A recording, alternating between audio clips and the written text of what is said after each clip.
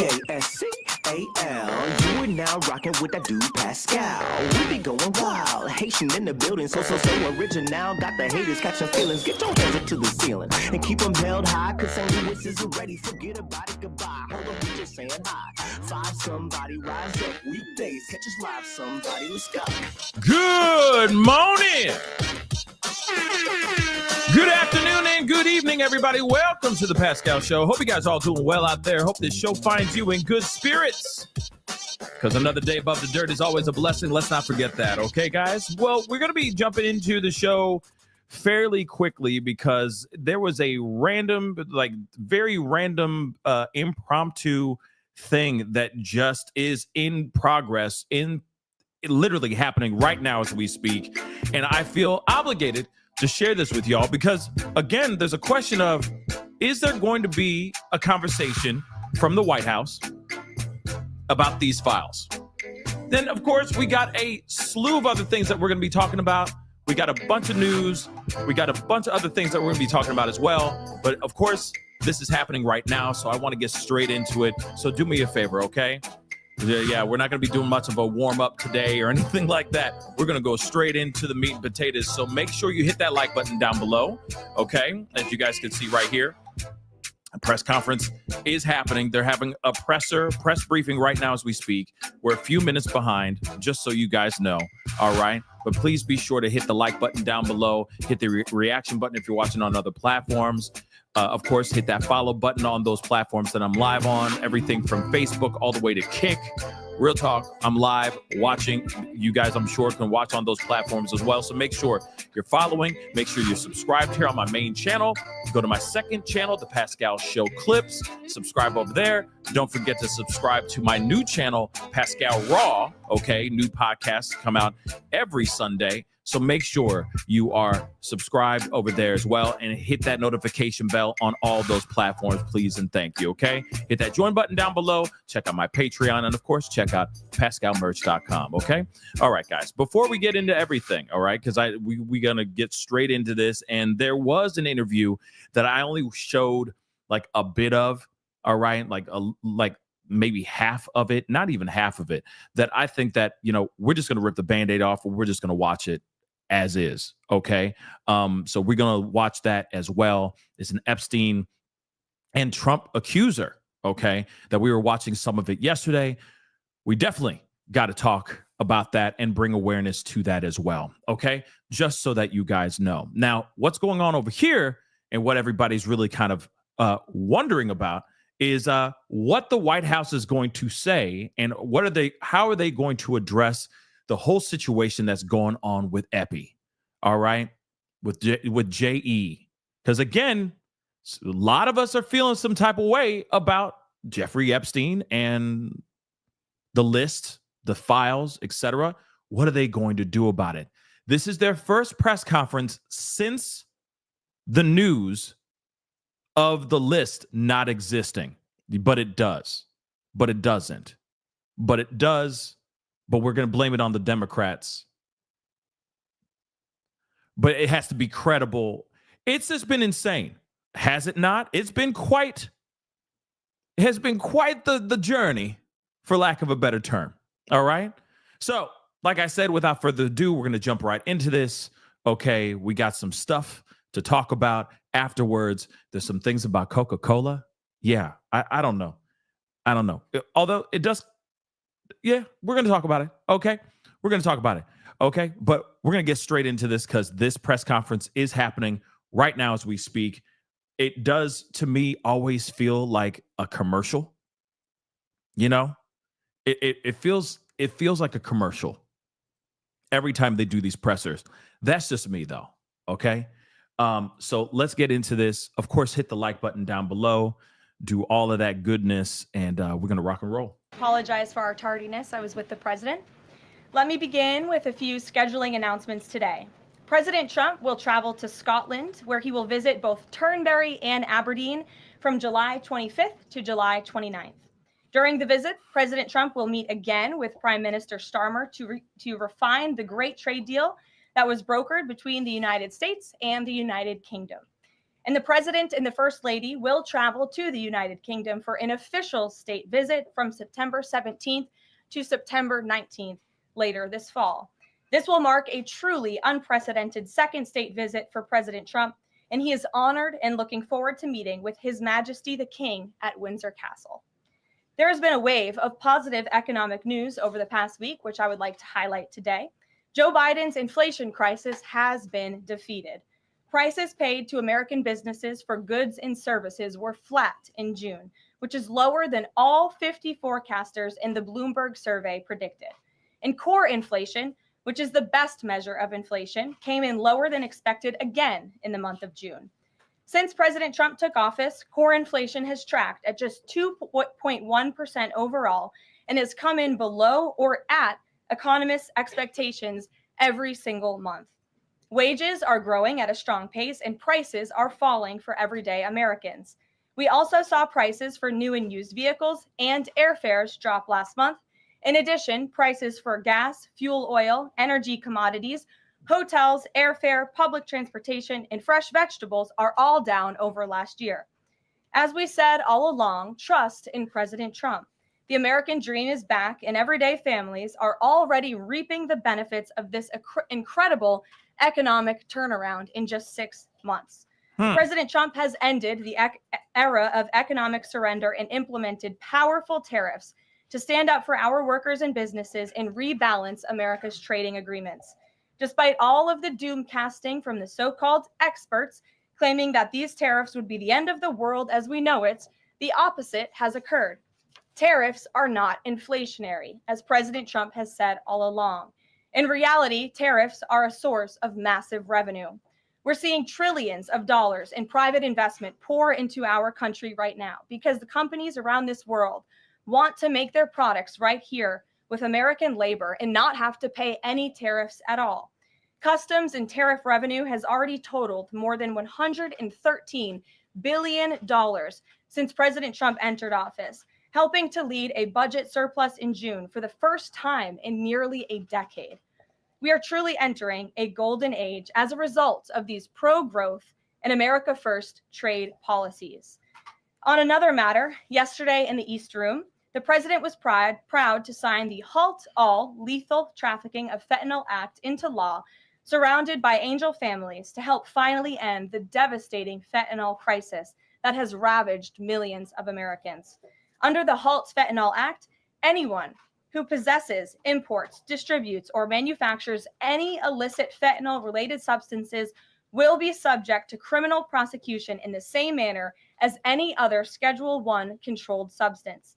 This legislation will close the loopholes that criminals use to skirt around the law and make it easier for law enforcement to prosecute vicious traffickers who peddle poison in our communities.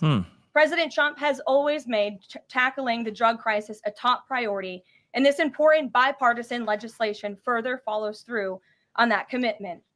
The complete and total success at our southern border that many in the media in this room continue to ignore is another example of the president keeping his word to families who have lost loved ones due to fentanyl, and it's another win for the American people.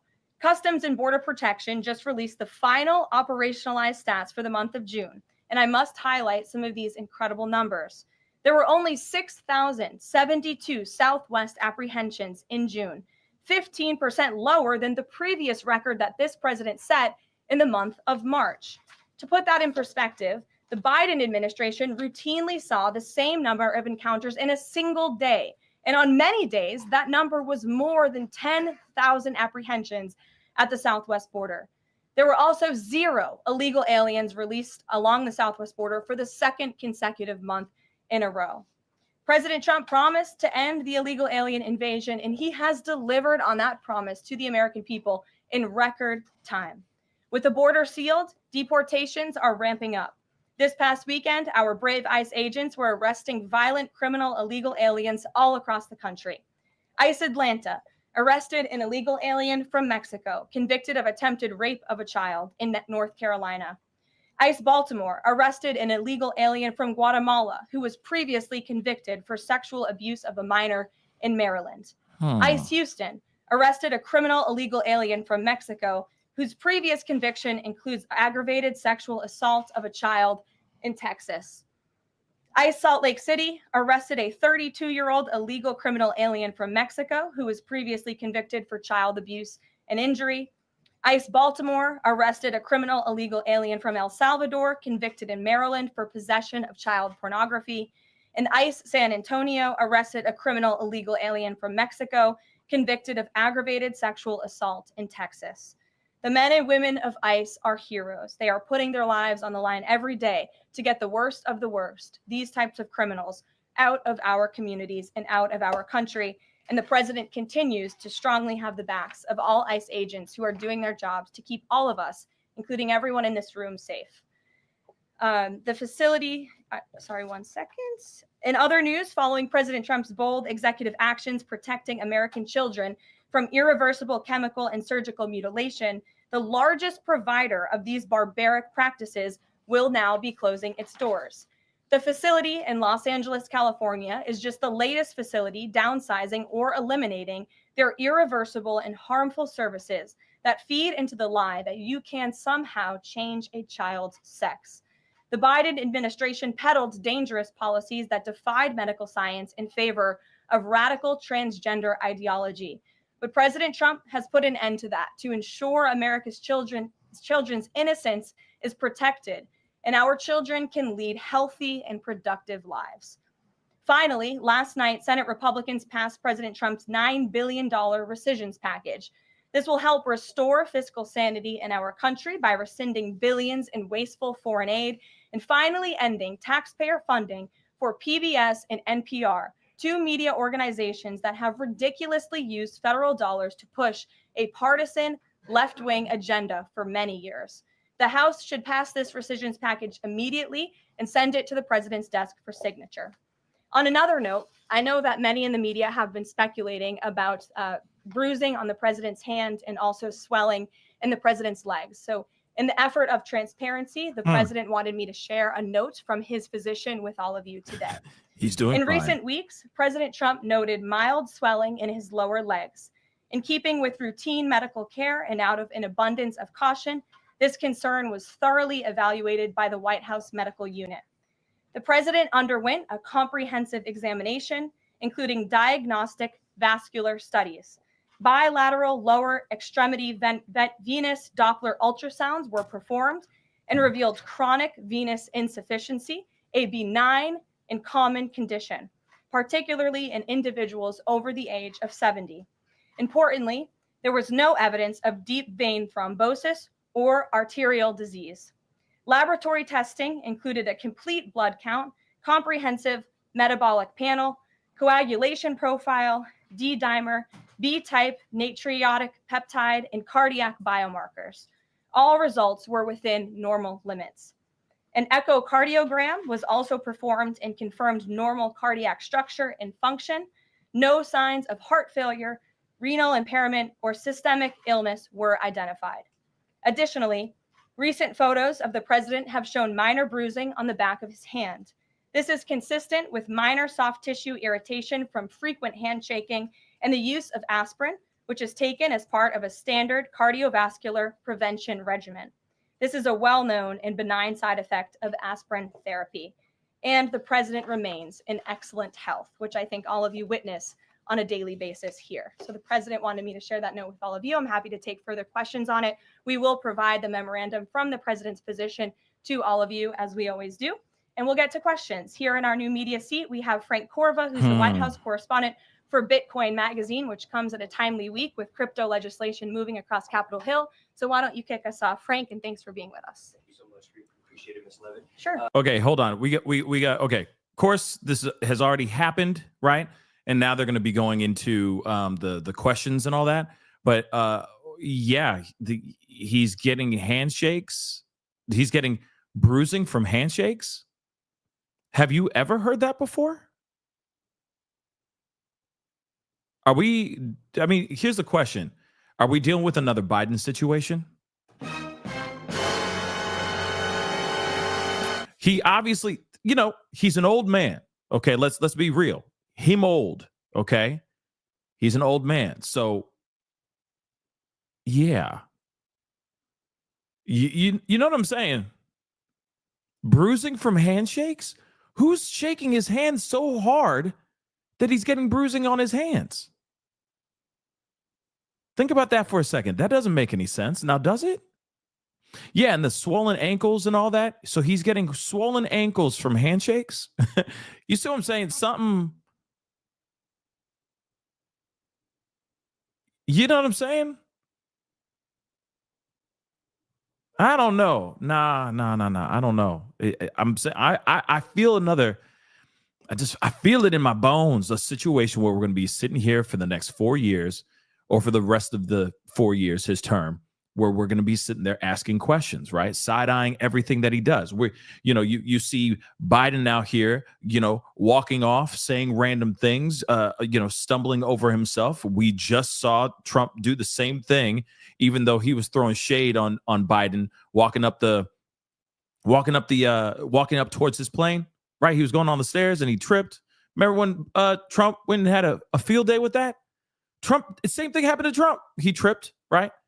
And then now we're seeing that he's, the swollen legs, bruising on his hands, and they're just saying, "Oh yeah, he's totally normal. He's completely healthy, clean bill of health. The bruising on his hands is from handshakes." Say what again? That is okay. That is very interesting. Carbonize, thank you so much for the love. Must be a day that ends in Y. Yahtzee Barbie's lips are flapping lies out faster than Trump can type. Smash that like. Yeah, I'm feeling, and that's the other thing. Like I said, I feel a lot of this is like this. Yes, I understand that they need to give us updates, give us what's going on. You know what I mean? It's like his way of letting people know things are going great. The country's running beautifully and all that. But again, the question is, we're just getting this information from one person, and that's her. She's just reading something that was either written by her or written for her, and that's it. So how much of this is actually truthful? Somebody said in the chat, who's fact-checking her? Who's fact-checking this information? Anyone can say anything. Anyone can say anything right now. So how much of this is actually true, right?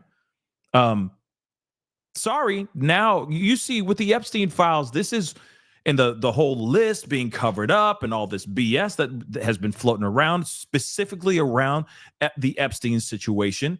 Why do you think everyone now is side-eyeing the White House and the administration? Solely because of them not willing to put out and be transparent with the Epstein files. So now, like I said before, didn't I say this before? I am a genius. No, I'm not going to do that. But you know what I'm saying. I am a freaking genius. Did I not say that? Once they get caught in a big fat ass lie, what do you think is going to happen? People are going to start thinking for themselves suddenly. They get jostled out of the romance, okay? The honeymoon phase is over. And they go, whoa, he lied to me about this. What else could he have lied to me about? He cheated on me before. Like he cheated on me now, and I caught him.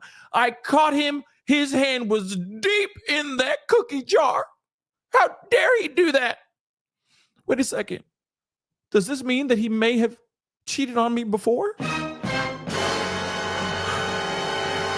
loved him. Watch as this continues. Even people who are hardcore like MAGA for life, right? Now they're all sitting there going, wait a second, bro. What's the truth now? Are you lying to us again? They're doing a whole Kamala Harris thing, okay? I'm talking now. That's basically what it is. Stop. I'm talking right now, okay? And this is what I think now. That's what's going on. They're all asking questions, rightfully so. They're all asking the questions. But I feel like they all got thrown out of this rom-com, America with Trump, right? And suddenly now it's like, whoa, we're not in this fantasy world anymore, where I'm getting showered with gifts. In fact, all those gifts were stolen. What? It's all fugazi. It's all fake stuff. Oh my God. So now everybody's going, oh, yeah, Cap. She BSing, she lying, so on and so forth. I'm just being real. And I don't know what Trump needs to do to bring the people back into his good graces. I don't know if he has to go out there and, go get her, man. You know what I mean? Jumps in the car, drives out to the airport, gets to the gate, stops America, turns around. America, I know I made mistakes. Excuse me, I'm about to go on the plane. Okay, I'm going to Greenland. Okay, I'm out of here. No, seriously, stay. I'll do anything for you. I love you. Okay, yeah, I made a mistake. I'm a jerk. Everybody. And everyone goes, yeah, he is. Everybody's watching. You know what I mean? In that rom-com. And then suddenly America finally goes, okay, I'll give you another chance. And they walk off with some sappy Jason Mraz song playing in the background. And then they roll credits. That's what he's hoping. I'm thinking that he's hoping to do at some point. Okay. That's what he's hoping to do. But unfortunately, that's not going to happen. Not anytime soon. Because if they don't answer anything in this press conference at all about the Epi list, they're in a whirlwind of trouble. Okay? Like I said, the bros, okay? The bro podcast circuit, okay? They are all not messing with Trump right now. That is diabolical, guys. That is massive. And that is a big deal as well. I just need to bring that awareness to you guys. You got the podcasters that were like, Trump is the way, man. He's a dude. He's a dude's dude, right? The whole manosphere is sitting there going, yeah, bring masculinity back into America. Forget all these LGBT, A, B, C, D, E, F, G, H, I, J, K. F them people. We need to get America back to being normal again. Let's bring Trump back, right? And then what happened? They're all going, I ain't got nothing to say about that dude. He out of pocket for this one. I'm stepping over here. How's it going on over the left? Yeah. I'm gonna step over center left. I'm not gonna go all the way left, but we're gonna go over here. All right. I denounce anything I did with Trump, y'all. My bad for bringing him on the platform. Oops. Wish he brought out that list. That's what they're doing right now. You even got Shane Gillis, okay, which is apparently one of MAGA's favorite comedians, even roasting Trump and the Epstein files too. So again, this is all bad, okay? This is all very, very bad. Carbonize, we're going to continue here in a second. Carbonize, or after I do this super chat, only in patients experiencing liver failure, Pascal, or who have blood disorders. Yep, bruising equals pooled blood beneath the skin. So again, something's not right with that. And why? Because that's clearly lying. I'm sorry. Somebody shook your hand so hard. How hard did they shake the hand, Pascal, that you get bruising on your hand? What did you shake Goliath? Did you shake Goliath's hand? Did you meet with Superman? What is going on? How is that even possible? Did somebody shake your hand and then the other hand like it had a ring on it or something like that, and he just went, nice to meet you, sir? You know what I mean? Make that make sense. Bruising from a handshake? Come on now. I was curious to hear if the president was in favor of removing any and all language around central bank digital currencies from the Genius Act, maybe as a means to get it across the line and get it on his desk. And then my second question was about something the president spoke about in this room. He talked about a $600 de minimis tax exemption for Bitcoin and other crypto spending. So I was just wondering if you could comment on those. Sure. Well, the president did signal his support for a de minimis exemption for crypto, and the administration continues to be in support of that. We are definitely receptive to it, to make crypto payments easier and more efficient for those who seek to use crypto as simple as buying a cup of coffee. Of course, right now that cannot happen, but with the de minimis exemption, perhaps it could in the future, and we will continue to explore legislative solutions to accomplish that. As for the central bank digital currency and the Genius Act, which you noted has passed through Congress and will be sent to the president's desk. I believe the House is voting on it. If they haven't, they should be passing it. We know we have the votes, and we expect it to get to the president's desk, and we are planning a signing ceremony tomorrow afternoon.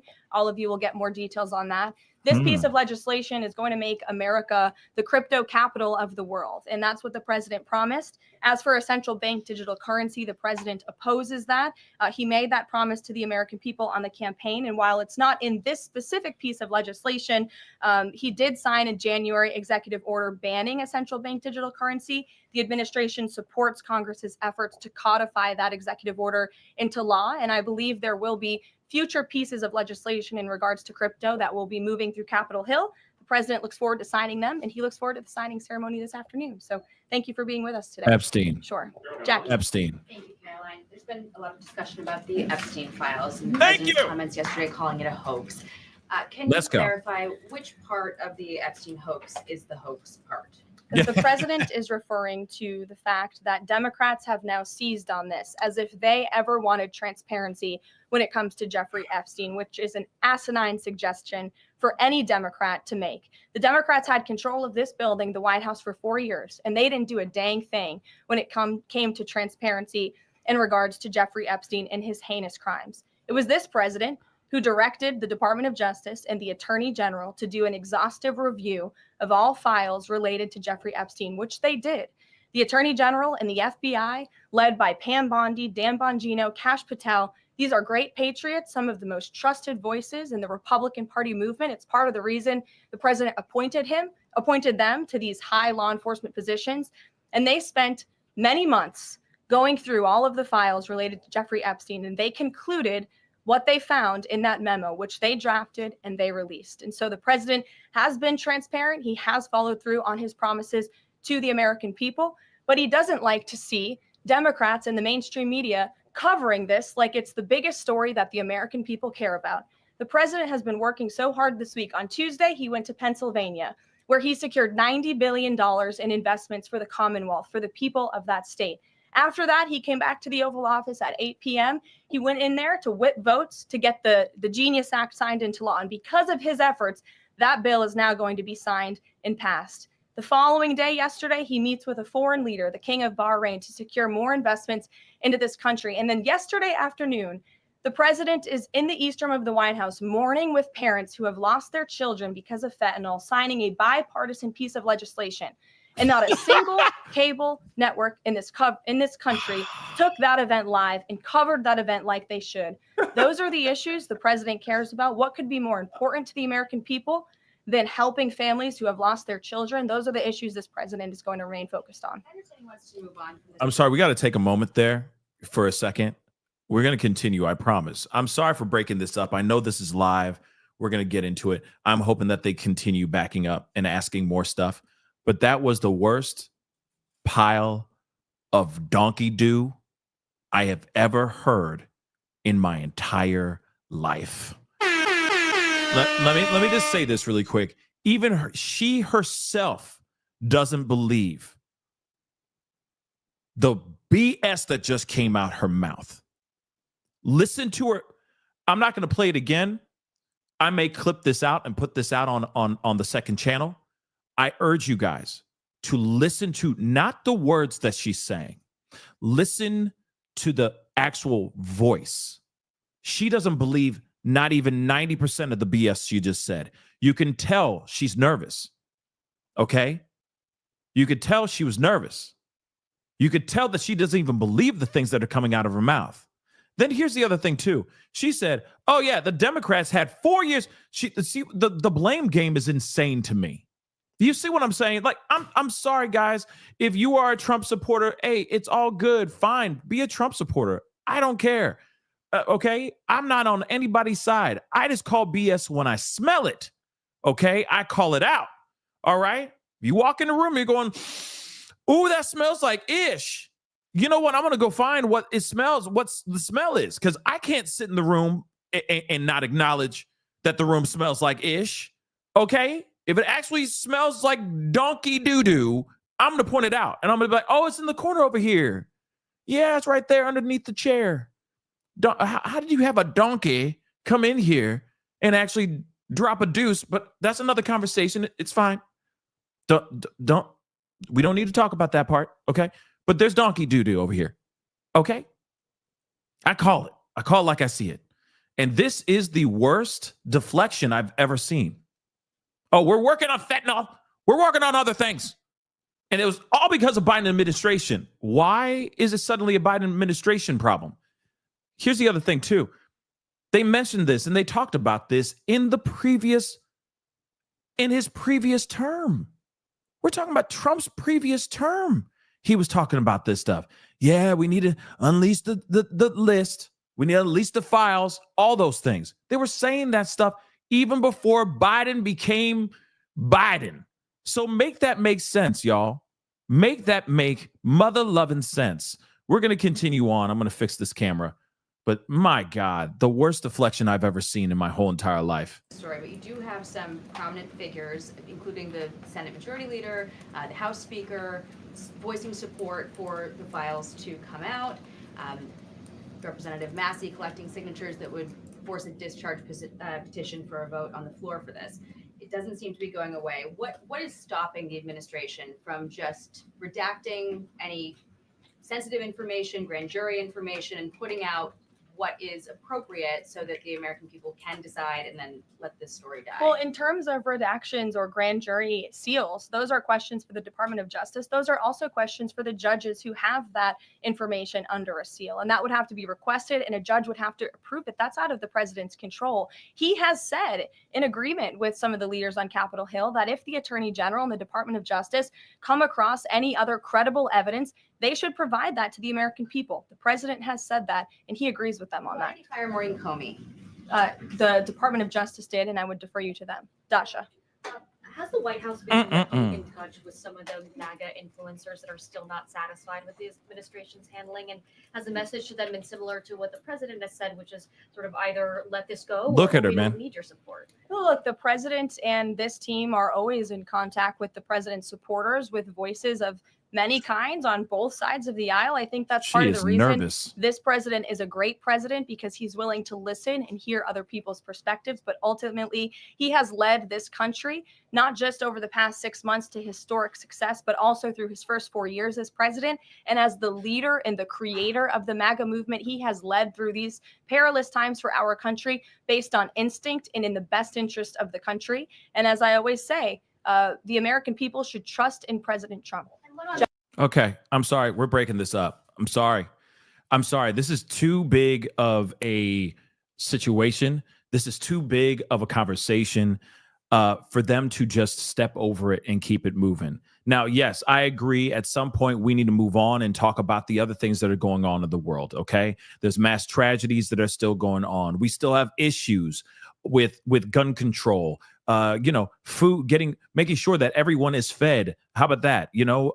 Dealing with, making sure that the people are able to make money and live their lives. Yes, we have things we got to talk about, but you got something like this that should have been addressed when it was supposed to be addressed. She asked in one of the previous questions was, okay, can you guys at least redact some of the things, some of the, maybe some of the accusers that don't want to be exposed, etc. Can you just redact some of those things and just put out all the information? And this, you could tell, like Caroline, you know what I mean? You could tell just by looking at her face, she doesn't want to talk about this. I don't think she believes half the ish that, no, not even half. 99.9% of the ish that she's saying right now, guys. Okay? She doesn't believe half the ish that's coming out her damn mouth right now. I think she believes that, it's the, America's engine is running at an all-time high, better than it's ever been in the last 4 years or whatever the hell it is, okay? I think she believes that, all right? And that's fine. That's totally fine. But when it comes to the Epstein list, to the files and all that, you can see it in her face. She doesn't want to talk about this stuff. This is getting her old, okay? This conversation's aging her. That's what I truly think. All right? And she is still dodging the information. And what's so sad about this is that no one's going to stop talking about it. Not until they give the people exactly what they want. We'll find out. Let's continue. She ain't having this. And the defensiveness speaks volumes, in my personal opinion. And the fact that they asked about Maureen Comey's termination, her firing, she just said, you got to talk to the Department of Justice for that. Moving on, like, you can answer the damn question, because you know for a fact this was a decision that was made not only by Pam Bondi, but also by Trump too. So answer the damn questions, right? This is bad, y'all. This is really, really bad for him. Really bad for the Trump administration. It really is. And this is not how I wanted to see things go down. Real talk. I'd rather him do exactly what he says he's going to do. Make America great, right? Do what he's doing, okay? Do what he said he was going to do, all right? But you can't sit there, tell everybody that, and you literally go, we are going to drop these things and it's going to blow your mind, and then suddenly not do it. It's bad, guys. It's a bad look, and it makes everybody else who's ever endorsed him, been on his side, that's been pushing for him, it all makes him look bad too. Then also at the same time, he is literally dropping doo-doo right on top of all the victims and the survivors of this freaking boogeyman. Imagine that too. Even so, I've seen people in here say, yo, I voted for him and now I'm upset. Because, you know, he was supposed to not be a politician. He was supposed to be the anti-politician. And guess what? He really is one, unfortunately. Okay.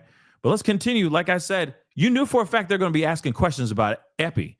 And she did not address any of that in her address, by the way, in her statements that she did for the press conference. It's just about how we're going to take Coca-Cola and make it real again. And then we're going to do this, that, and the other. We're going to get rid of the Fenty. We're going to do all this stuff. Look at how amazing America is. Isn't it fantastic? Questions, please. Epstein. Damn. You're asking about that stuff? Golly. You see what I'm saying? This is a sad situation, guys. This is very sad. Okay, Chair. Go ahead, John. Thanks a lot, Caroline. The president on Monday announced that if there's not compliance with Russia within 50 days, there would be increased tariffs. Can you explain how that works, first of all? What happens if Russia doesn't end its war with Ukraine? She is uncomfortable as hell. Days? Well, in 50 days, as the president clearly laid out, if there is not a ceasefire agreement or a peace deal within that time frame, if Russia refuses to legitimately agree to a ceasefire, then they will face very steep tariffs, and they will also face secondary sanctions. So countries that are purchasing oil from Russia will be sanctioned as well, and of course that will do deep damage to Russia's economy. And I would just add that the president wants this war to end with a diplomatic solution. He's been pushing for it. This administration has spent many hours and a lot of time trying to solve this war very far away, but the president wants to stop the killing and he wants to save lives. As far Reagan, as the first part go of ahead. What you were saying, Caroline. Reagan, first go part, ahead. I have two questions for you. It's just about, if I may, just about the tariffs, the first part. I get the secondary tariffs. She does not But want to there be was only there. Oh my $3 God. billion worth of trade between This the is US bad. and Russia in 2024. It's expected to be far less this particular year. On April the 2nd, both you and the Treasury Secretary said it's not necessary to apply any tariffs on Russia. You said that because of the lack of trade, it precludes, that was the word you used, any need for tariffs. Why now, and why do you think that that would make them cave and come to some sort of peace agreement as it relates to Ukraine? $3 billion is still a lot of money, John, and it's not just tariffs, it's the secondary sanctions as well that will be implemented in 50 days. Reagan. Thanks, Caroline. I have two questions for you. She does not. You just read her. Just read her. Okay. Read it. Read all of that. Read all of that. She does not want to be there. She is she is so angry. But what did you expect? You know what I'm saying? What did you expect? Of course, the media is going to ask all kinds of questions. And no, this is not the media's fault. I'm sorry, it's not. It's not. It's the Trump administration's fault. It's Trump. It's the vice president. It's Pam Bondi. It's Kash Patel. It's Dan Bongino. It's everybody that's been behind it saying it over and over and over again. So she really needs to chill out and not point blame on a situation that we didn't even start. Okay? We are not the ones who struck the match to start this fire. Okay? Billy Joel. Okay? We didn't start this fire. They did. So don't get mad. This is your job. By the way, this is her job. Her job is to do this. Handle all the questions and answer them in the best in the best eloquent way she can. The best eloquent and articulate way she can. This is not our problem. It's theirs. And they need to do something about it as soon as possible before there is an absolute upheaval. Because that could happen, guys. Okay? First on Congress. Congresswoman Salazar introduced legislation that would give some illegal immigrants in the country a path to citizenship. 10 Republicans signed on to what she's calling the Dignity Act. I'm curious what the White House's position is on the legislation and if the president would veto this bill if it needed to discuss. From my understanding, the White House nor the president has actually read through this legislation. We've been focused on, of course, the One Big Beautiful Bill, which passed, which is another historic accomplishment of this president in record time. The Genius Act this week, the rescissions package, that's been the focus of the White House. But the president has made it very clear he will not support amnesty for illegal aliens in any way. I want to give you a chance to respond to the CEO of NPR. She's claiming that the cuts to their network will, quote, be a real risk to public safety of the country. Congressman Murkowski has argued that public broadcasting stations save lives. Could you respond to these concerns? The NPR CEO said cutting NPR will be a risk to public safety. I am not sure how NPR helps the public safety of our country, but I do know that NPR, unfortunately, has become really just a propaganda voice for the left. Just a few examples for you. In 2020, NPR refused to cover the Hunter Biden laptop scandal in the run-up to the election. They said their assertions don't amount to much, writing they did not want to waste the listeners' and readers' time on stories that are just pure distractions. That does not sound like an unbiased opinion. That sounds like a partisan opinion to me. And this is a taxpayer-funded organization. And Wait. Hold up. Whoa. Okay, here it is. Okay, this is NPR. Okay, let me just be real. Okay, it's not like I sit there and go, "Ooh, I gotta listen to get me some NPR." I really don't. Every once in a while, I'll tune in, but that's if I want to go to sleep. But other than that, I'm kidding. NPR, I think, is a fantastic platform. I don't see a problem with it. And also, I forgot, most important part. What about free speech? Who cares if they want to talk about things that are challenging the Trump administration? What happened to free speech? Now they're not allowed. Come on, guys. What in the hell? Now you're going to take out MP. This is the first time on this show ever that I would sit here and go like standing 10 toes down, defended NPR. I'm not, they don't owe me anything. You know what I mean? I don't have a problem with NPR, but you get what I'm saying. Like, what the hell? NPR is just doing their job, and that's their job, to put in their opinion and give the news and give their opinions on the news and what's going on in the world. How is that propaganda? Leftist propaganda. So he's just going to slowly wipe out any alleged leftist media out here? What happened? What happened to freedom of speech? What happened, y'all? That's not good. 2018, that same CEO that you're talking about called the president in the Oval Office, who nearly 80 million Americans elected, she called him racist, shared a photo of herself wearing a Biden for President campaign hat, serves on the board of a Soros-funded activist group. In 2020, PBS's White House correspondent at the time characterized President Trump's speech then at Mount Rushmore as a love letter to white resentment, promoting the myth of America. In 2017, PBS devoted an entire panel talking about what it means to be woke and white privilege.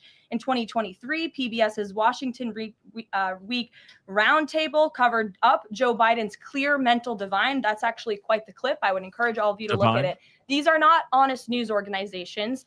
These are partisan left-wing outlets that are funded by the taxpayers. And this administration does not believe it's a good use of the taxpayers' time and money. Hold on. Can we talk about this really quick?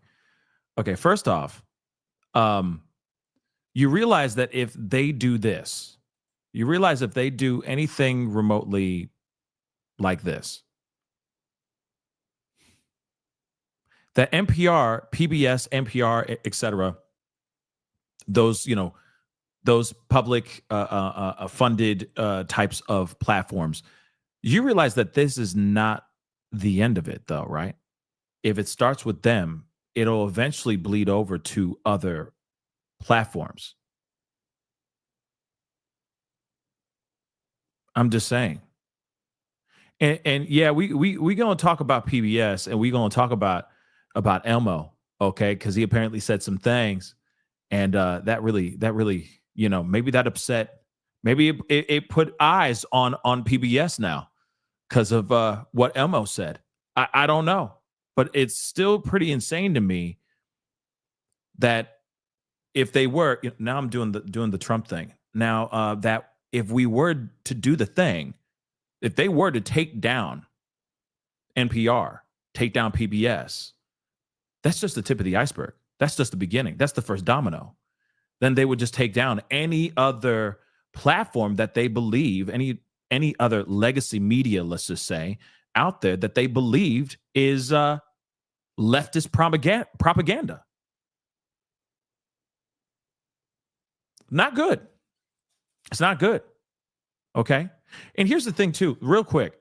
She talked about the Biden decline. She said divine, but she meant decline and all that. And I get it. I fully get that. I'm not cool with that. I don't like hearing about, them covering things up when he clearly was out his damn mind. Okay. Literally, I look at it as elder abuse. I said it. I don't care. They put him up there on the podium, made him read things, and I don't think he even remembered half the things that he was saying. He literally was an old puppet. He was a human version of a puppet, okay?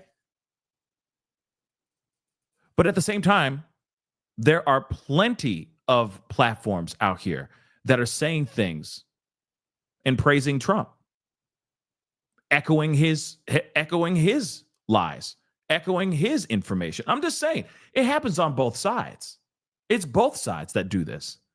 You got people that are hardcore alt-right individuals that have massive platforms out here that are saying all kinds of stuff that is just praising Trump the entire time. So it's on both sides, guys. It's on both sides. And I'm telling you right now, I understand if you are a hardcore MAGA person, just do me a solid. Just do me 2 seconds. Take a step back. Pull yourself out of the situation for 2 seconds. Take a look for yourself. And you'll realize, oh, wow. It happens on both sides. It's happening. Propaganda on the left, propaganda on the right. Okay? Let's be real. All right? Puff said, come on, drop it. But what is this Elmo saga? We're going to talk about it. We're definitely going to talk about it. He lost his damn mind, okay? He lost his damn mind, okay? Hey, Mr. Noodle! Okay, he lost his mind. on Twitter. We're going to talk about that in a second. He really did. It's so bad. We're going to talk about it in a second, okay? I promise. Let's get through this press conference. Hey, Mr. Doodle. Hey, Mr. Doodle. Okay, let's go. Lawrence. Yeah, thanks, Carol. I want to ask you about the Federal Reserve. So does the president believe that the slightly restrictive monetary policy stance right now, could that cause an economic slowdown? And if he does believe that, when? What pause are you referring to? No, could the stance of the monetary policy is slightly restrictive? Does the president believe that stance, the slightly restrictive stance, could cause an economic slowdown in itself? I haven't heard the president discuss that specifically, but what I do know in regards to the Federal Reserve is the president's been very transparent about his displeasure with both the policies and the management of the Fed. And he spoke about that to all of you pretty extensively in the Oval Office yesterday. Yeah, and last month, one more if I could. Last month, the Canadian Prime Minister said the president had agreed to a July 21st deadline to sort of work towards a trade agreement. That's 4 days from now. Could there be a trade agreement with Canada in 4 days? Well, look, we'll see. The trade team continues to be very active in our conversations and discussions with Canada. The president himself has said, unfortunately, our neighbors to the north have been pretty difficult to deal with when it comes to matters on trade. But in trade, generally speaking, as you know, 25 countries have received letters thus far from the president directly with his big, beautiful signature on them, from Japan to Korea, South Africa, Kazakhstan, Malaysia, just a few countries, and Canada also received a letter for 35%. With that said, if countries want to have legitimate further discussions, the Trump administration and the president's trade team are willing to have further talks. But these letters these countries have been receiving are the deals. And as the president has said, those deals will be made. They are tailor-made to each and every country based on the United States' concerns and what's in the best interest of the American worker and the American people. Charlie, go ahead. Thank you, Caroline. No, I called on Charlie, but Deanna, you can go ahead too.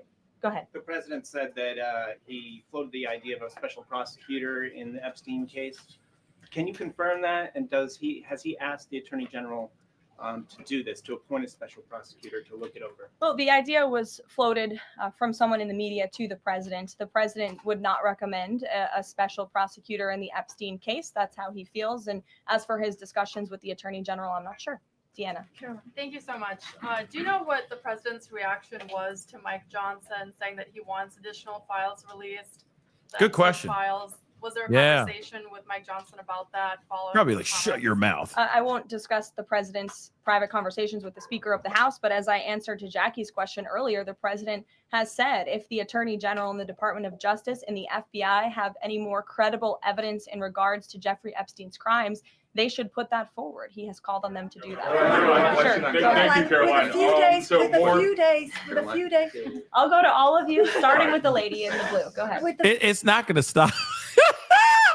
I'm telling you right now, as they continue to talk about Epi, you see what I'm saying? Now they're going, ooh, she's answering more questions about Epi. So, ooh. You know what I mean? They're all trying to push their way into it, okay? Mr. Elmo wants to know. Okay, I'm sorry. Oh, good God. Okay.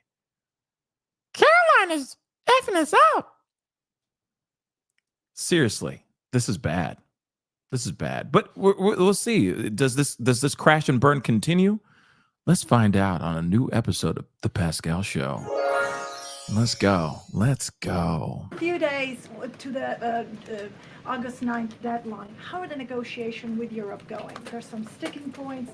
What are they? Can we expect a delay, or should we expect a deal soon? Well, I believe the deadline is August 1st. As for the European Union, they continue to be very eager in negotiating with our country for obvious reasons on ways to lower their tariff and their non-tariff barriers that we have long said harm our workers and our companies. So the president's trade team continue to be in talks with the European Union. Would he accept, or would he put forth a postponement of the August 1st? He's already said he will not. Owen, go ahead. Good afternoon, Caroline. In Gaza today, Holy Family Catholic Church was struck by an Israeli shell. Yes. 3 people were killed, 10 wounded. What is the president's reaction to that church coming under fire? It was not a positive reaction. He called Prime Minister Netanyahu this morning to address the strikes on that church in Gaza. And I understand the Prime Minister agreed to put out a statement. It was a mistake by the Israelis to hit that Catholic church. That's what the Prime Minister relayed to the president. And you should look at the Prime Minister's statement that will be coming out. Steve, go ahead. Back to your letter that you read at the beginning. Sure. The president, you said mild swelling in his legs. Yes, is sir. it causing him any discomfort? How are you treating it? Nope. No discomfort from the president at all. And you probably all see that on a day-to-day basis. He's working around the clock. As for the treatments, I can defer to the president's physician, and we'll get you this letter. I think it will answer all your questions. Caroline. Reports that a Chinese-born banker who works in Atlanta for Wells Fargo is being prevented from leaving China. Is he going to bring this up with President Xi? Are you aware of the case? I'm not aware of the case, but I'm sure our National Security Council team is. Steve will get you some answers on that. Caroline. Thank you, Caroline. 2 questions. So the first is that President Trump said that the Attorney General only gave him a brief overview of what was in these Epstein files. Does he have knowledge or an understanding of what is in the files related to Epstein that have not been released? Not to my knowledge, and that's a question for the Attorney General, as I said, and the president has told the Attorney General if they have any more credible evidence, they should release it. Is that That's a play on of words, right? If there's credible evidence, then we'll get to that stuff, right? Credible evidence will be exposed. that is a very big, wide open word. There's a lot of gray in that. What is considered, what would constitute as credible and what's constituted as not credible. You see what I'm saying? These are choice words that are being made by not only just the administration, but by Trump himself, right?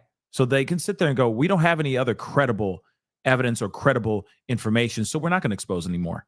You see what I'm saying? This is a recipe for disaster. This is just getting worse. Like I said, they should just get the stuff out here and just be done with it. Notice, she said credible evidence as well. This is the phrases and the words that are coming out of the Trump administration. Again, remember, okay, this is a perfect example. Remember when it was like, we had an airstrike on Iran. It was completely obliterated, right? Completely obliterated. It was a perfect operation, best operation in the history of the world, I have to say, history of the world, right? So they took the word obliterated and they kept using it in every other thing. Caroline said it.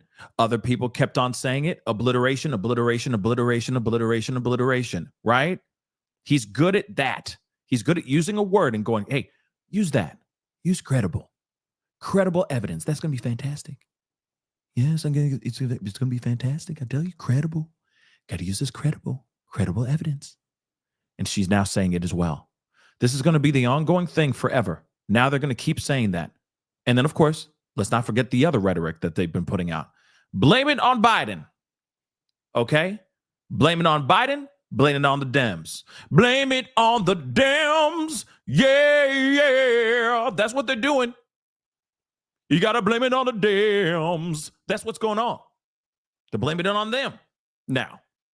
And now it's, we need credible evidence. Once we get that credible evidence, we'll give it to y'all. Okay? But we don't see anything credible yet. Because if they saw something credible by now, that stuff should have been out here by now, right?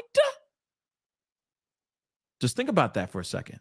So again, the rhetoric has begun. Well, it's already been happening, but you're hearing it from her because this is the first press conference since the moment that they dropped the bombshell saying, guess what? There is no list, right? The list does not exist. Remember? They said the list does not exist. Okay? That angers a lot of people. Remember, now we have our first press conference and the rhetoric has begun. Evidence, would she have to run that by the president before she released it? I don't think so. He said if she has any more credible evidence, she should release it. Your Honor. Go ahead. Thank you. Go ahead, yes. Great. Thank you, Caroline. Two questions. One, today. And you can go ahead, Andrew. Don't worry. Today, tens of thousands of folks are rallying nationwide to honor the legacy of Congressman John Lewis. Meanwhile, Republicans in Texas reportedly are working to redraw congressional maps at President Trump's urging. How is President Trump reconciling his call to action for Texas Republicans with the legacy of Representative John Lewis? I'm not quite sure how the two things are related. I think the president would agree that John Lewis served our country for many, many years. It has nothing to do with the redistricting efforts that are currently underway by Texas Republicans to add seats to their legislature. They have the right to do that. The president spoke to the congressmen and women who serve the great state of Texas about it, but it's up to them and it's up to their legislature to get that approved. And Caroline, just a second question. And Go does ahead. the president support the Justice Department's request for just 1 day in jail for the officer convicted in Breonna Taylor's killing? And what message does he believe that sends to her family and to other families seeking justice in cases of police violence? I haven't talked to the president about that case. Go ahead. Just the president, when the president met the interim president of Syria a couple of months ago, he described him as a young, tough, attractive guy. After the latest clashes in Syria over the last few days, does President Trump still support Syria's interim president? The president still supports Syria's pathway to a peaceful and prosperous country. And you received an update directly from the Secretary of State on the ongoing situation between Syria and Israel. I spoke to him myself this morning to get an update. And as soon as the United States became involved in this conflict, we were able to de-escalate, deconflict. That seems to be continuing. Syria agreed to draw back their troops that were in the area where that clash was ongoing, and we continue to be very actively monitoring the situation. The president wants to see Syria become a prosperous and stable country, and by the lifting of the sanctions on Syria, he's giving them a real chance to do that, and he wants to see that through. Andrew, go ahead. So on Tuesday, the We're going to be here for a president told while. very detailed story about his uncle, noted scientist John Trump, and Theodore Kaczynski, the late Unabomber. He said that Dr. Trump taught Ted Kaczynski. Ted Kaczynski was not identified as the Unabomber until 1996, 11 years after John Trump passed away. It would have been impossible for John Trump to have ever discussed the Unabomber with the president. So what was he talking about? And I have one follow-up. Andrew, with so many issues going on in the world, I'm a little bit surprised you would ask such a question, although I'm That's not crazy. sometimes coming from you, I will say, but I'm willing to give you an answer. Nevertheless, the president's uncle did, in fact, teach at MIT. He was a very intelligent professor. The president's very proud of his family. In fact, the president has a letter from his uncle on the MIT letterhead that sits in the Oval Office dining room. Maybe we'll let you see it sometime. And then one more one. Elizabeth, will the go ahead. president consider pardoning Ghislaine Maxwell Elizabeth, if the go Epstein case is Wow. on? Okay, I'll start off with the president said last week he would Wow. not be getting involved in the New York City mayoral case. If that mayoral race, if that's still the case, given his history drawing a large crowd in New York City, what's his reason for staying out of it in that way? Well, look, I think the president reserves the right to get involved in races or not get involved in races, and he's made the decision not to weigh in on the New York mayoral race, as you rightly pointed out, although he has gone as far to say he absolutely does not want to see Zemdami elected, who is a known communist who supports the abolishment of private property, the defunding of police. He has made very well-known anti-Semitic statements. It would be a disaster for New York and for this country. And I think it's quite telling that this individual, a known communist, has been spending time in Washington this week meeting with leaders on Capitol Hill. This is truly where the Democrat Party is headed. Clearly, they learned nothing from November 5th in the president's overwhelming victory. Hold on. It's hilarious to me that she just said Trump wants nothing to do, has nothing to say. He hasn't said anything about the mayoral race in New York. But he has a lot of things to say about this particular guy, and he's a communist. He's a communist. He's a communist. He's a Muslim. Run for your life, right? Isn't that interesting? Because he has been sprinkling that in. He'll be like, I don't have much to say about this, but, that guy is a terrible, terrible person. You know what I mean? He's a such and such. We shouldn't be voting for this guy. That's all I got to say. It's really bad. Really terrible, It's crazy. But then she says, oh yeah, he has nothing to say about it, but he says this, right? Which is basically his way of telling everybody, don't vote for him. Right? I got nothing to say about that, but don't vote for him, okay? That's all I got to say. I got nothing to say. I ain't got nothing to say about it, but don't vote for him. Okay? He's bad. Communist. Run for your life. Very interesting. And if you notice, just really quick, every once in a while, she does like this.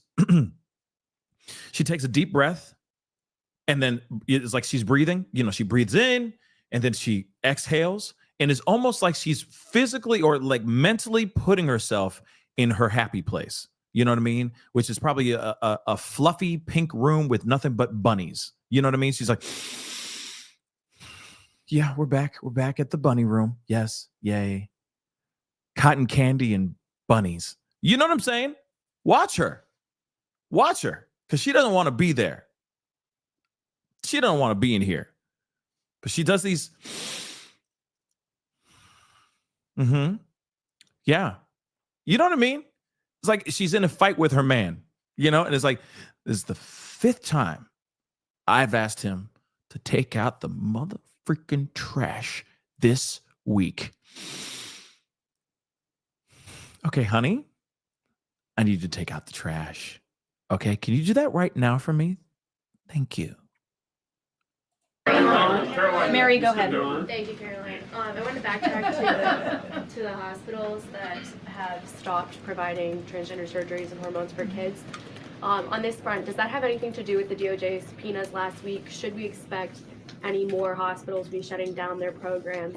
And I wanted to also ask what you make of all these media reports, especially the AP, which I noticed, which portrays these children as losing something that's saving their lives.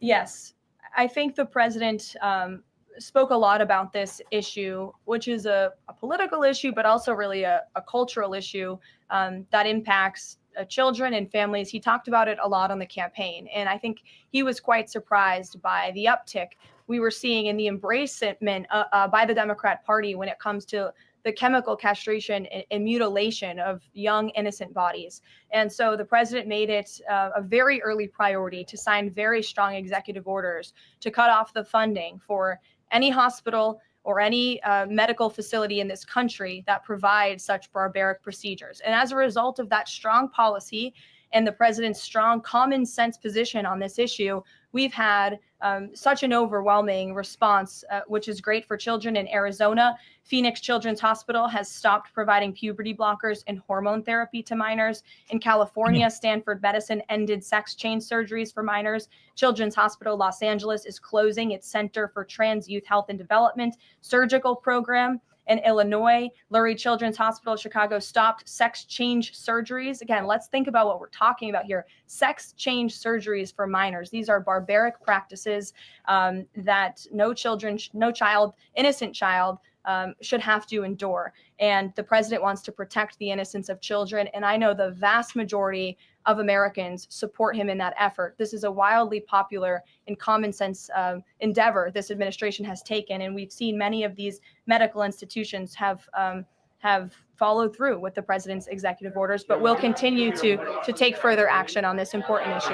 Garrett. I too feel indulged. Sure. On the rescissions package, I wonder what the White House makes of this theory that it increases the odds of a shutdown. The theory is basically, why would any Democrat vote for a bipartisan spending deal with Republicans if Republicans can turn around and claw the money back the next day? Look, $9 billion worth of crap that it was in our federal funding that is now being rescinded. This is a good thing for the American people and the American taxpayer. And I think our Office of Management and Budget Director was saying this process should be more bipartisan. Democrats, there was a time in this country where Democrats too cared about getting rid of waste, fraud, and abuse in our federal spending. I think every American agrees the government spends way too much money on things that don't matter. Some of those things includes PBS and NPR, or for instance, the Democracy Fund, which was funded to the tune of $83 million through the Department of State, but they were giving hundreds of thousands of dollars for gender equality and empowerment hubs in Yemen, $3.9 million for strengthening information integrity, equality, and democracy for LGBTQI population of the Western Balkans. These are not good uses of the taxpayer funds, and Republicans are proud to lead that effort, and we wish more Democrats would join us in that. I wanted to follow up on the Maureen Comey question just to clarify. Did the White House have any knowledge, or did the president sign off on her firing? This was a decision that was made by the Department of Justice. There was an agreement that was made between Immigration and Customs Enforcement and the Centers for Medicaid and Medicare Services regarding access to Medicaid information for 92 million Medicaid recipients around the country. That includes health information. So how does that not violate HIPAA violations and privacy concerns, for example, of American citizens? I'm going to have to defer you to Immigration and Customs Enforcement on that. I'm unfamiliar with that agreement that they made. Thanks, Caroline. Two questions. Russ Vought said today he's going to be looking into cost overruns in the Fed's renovation projects.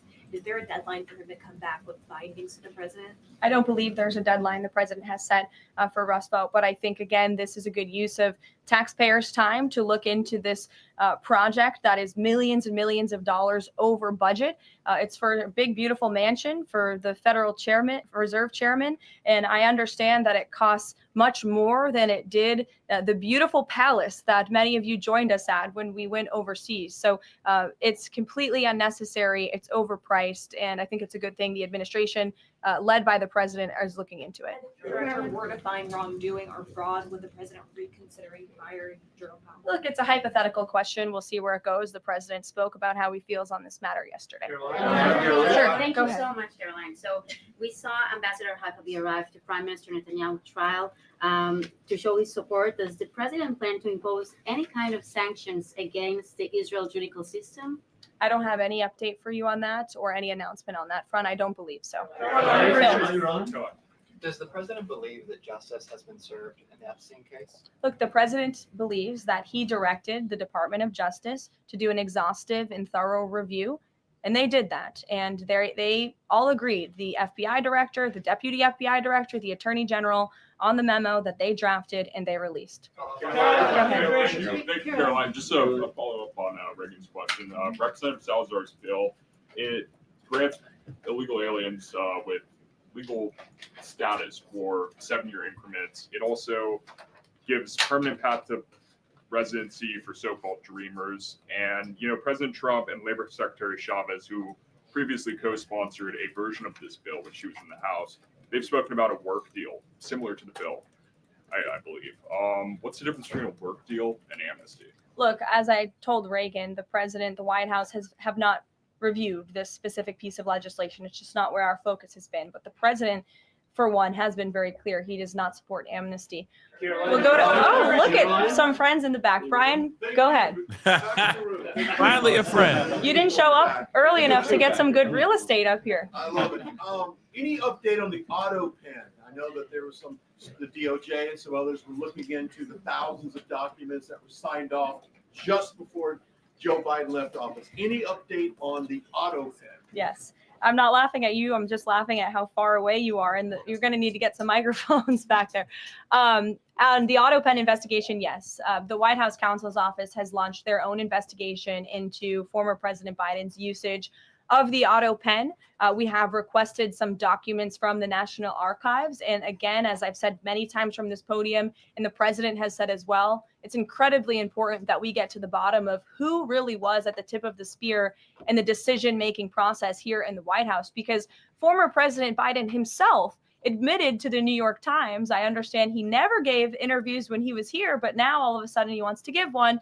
And he said that he did not actually review every single pardon that he signed on his way out the door. That's incredibly concerning. And I can tell you it's something this president would never tolerate. This is a president who is signing things all the time. Any document that has legal implications, this president's signature is on it because he's the one making the decisions. It does not appear that was the truth in the previous White House. And I know the American people want to receive answers on who was running the show, because the decisions that were made in this place really destroyed our country. And we deserve to get to the bottom of it.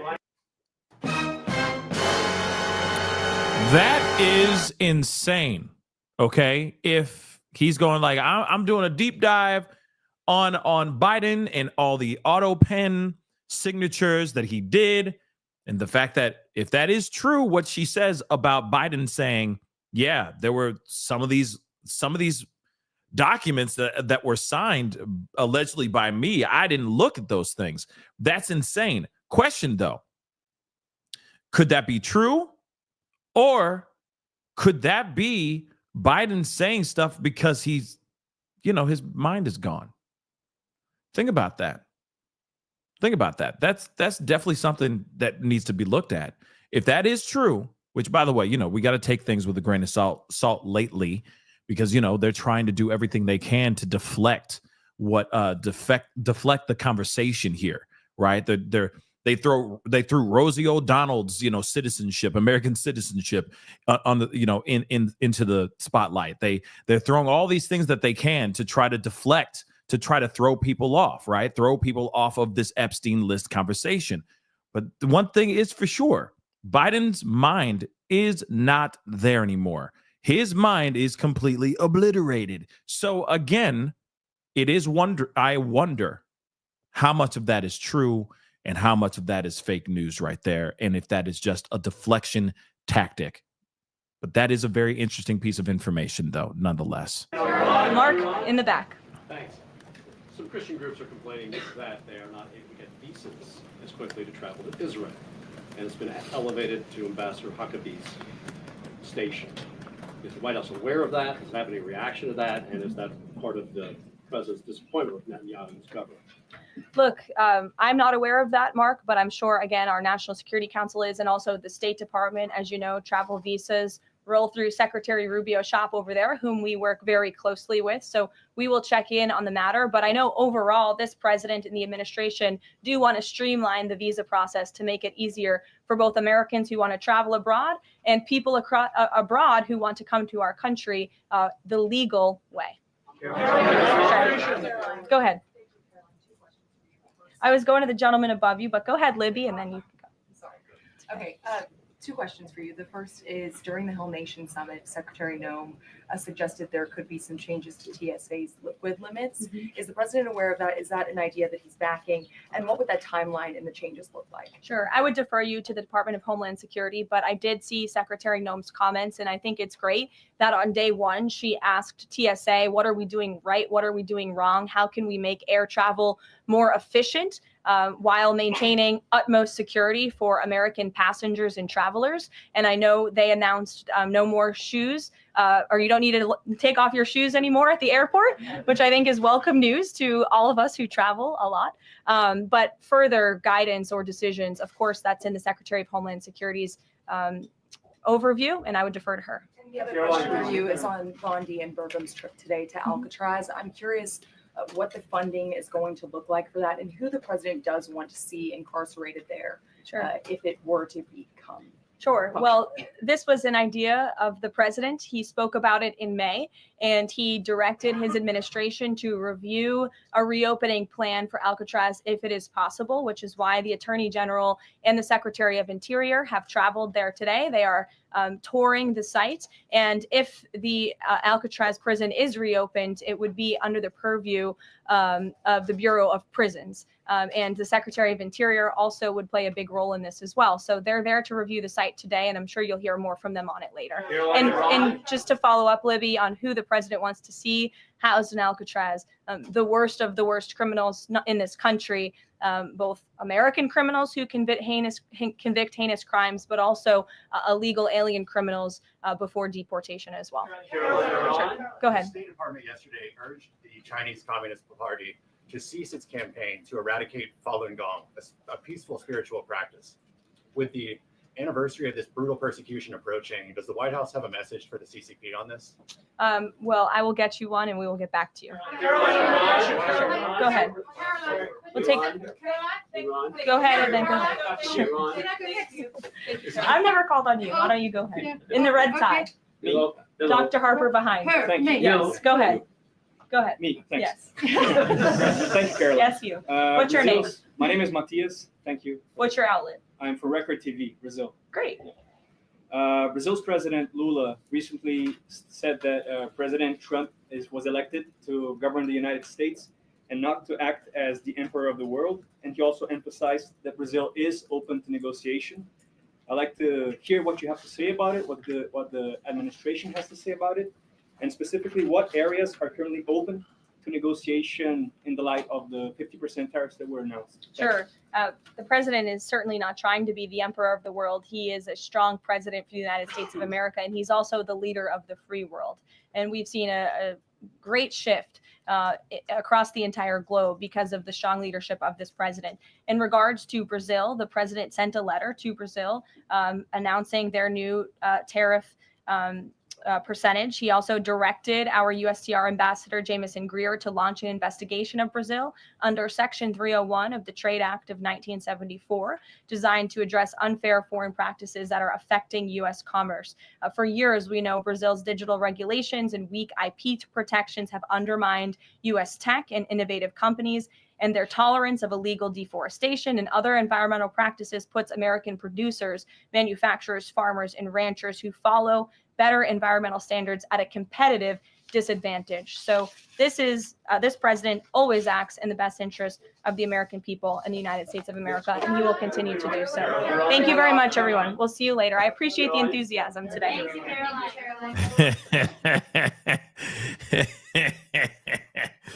Oh my gosh. Let me just say this, okay? So what do y'all think of that? What do you guys think of that one? That That was a very interesting presser. Wouldn't you say? It was very telling though too. And of course, we are now seeing that the BS is still continuing. Okay. The BS is still continuing. There is no stopping the BS train. Unfortunately, there was a lot of stuff that was in there that was just absolute donkey do. I said it, of course, I'm trying to be as censored as I can. All right. And I mean, I'm censored on this platform. The other one, I'm not so censored. Okay. I don't know. I might have to do like two raw podcasts this week. I don't know. There's so much to talk about. There's so much to react to and address. But other than that, and maybe I do that. I don't know. I haven't made a decision on that yet, but I'm thinking about it because there's a lot going on. Okay. But here's the thing. Okay. The cover up and the backtracking and the deflection and the BS is at an all-time high. Now, this was the first White House press conference since they dropped the information about there being no list, that there's no Epi list, there's no Epstein list. Let me remind you guys of that. Pretty insane stuff. We should be angry, which a lot of people are. Because again, like I said, this has nothing to do, like, yes, we want it for our own selfish reasons. Of course, we want to know. We're nosy. We want to know. There's been a lot of hype about this and all that. But also at the same time, we want to take down any of these bad people, any of these monsters, any of these people that have been doing bad things. We want to expose them all. As he said before, drain the swamp. Come on. We out here going, where the drain? Where's the plug to the drain so we can pull it? We'll be more than happy to roll up our sleeves, get all up in that mucky, nasty, murky swamp water and pull the plug and start draining this swamp for you, bro. We got you. And that's everybody on both sides of the political spectrum. Okay? That's throughout the entire political spectrum. Everybody's like, yo, we are all for it. Expose these monsters. Bring justice to these kids. Or now adults, right? But bring justice to these people, to these victims and these survivors. And the deflection continues to go on. And we just saw it from Caroline. Is it Levitt? Okay. Press secretary just hurling out more trash. And the thing is like, not only are they saying, oh, we're going to take down NPR, we're going to take down PBS, we're going to take down all these specific entities because they're just putting out propaganda. I mean, are we not listening to a little bit of propaganda here? By them just basically pointing the blame and trying to make it seem like it's somebody else's fault when clear, it's fair. Yes, Biden administration could have done something about this. They definitely could have. All right. But they didn't. Now you, the president, though, you in power, you could literally step forward and just drop it like it's hot. Drop the information, drop the bombshells and expose the monsters for what they truly are. Expose them for who they truly are. But he doesn't do that. Right? Then, so all it is just we're going to turn over here and we're just going to point blame. Don't look at us. Look over here. Yeah, he was talking about this even in his first administration, even in his first term, right? He was talking about it then too.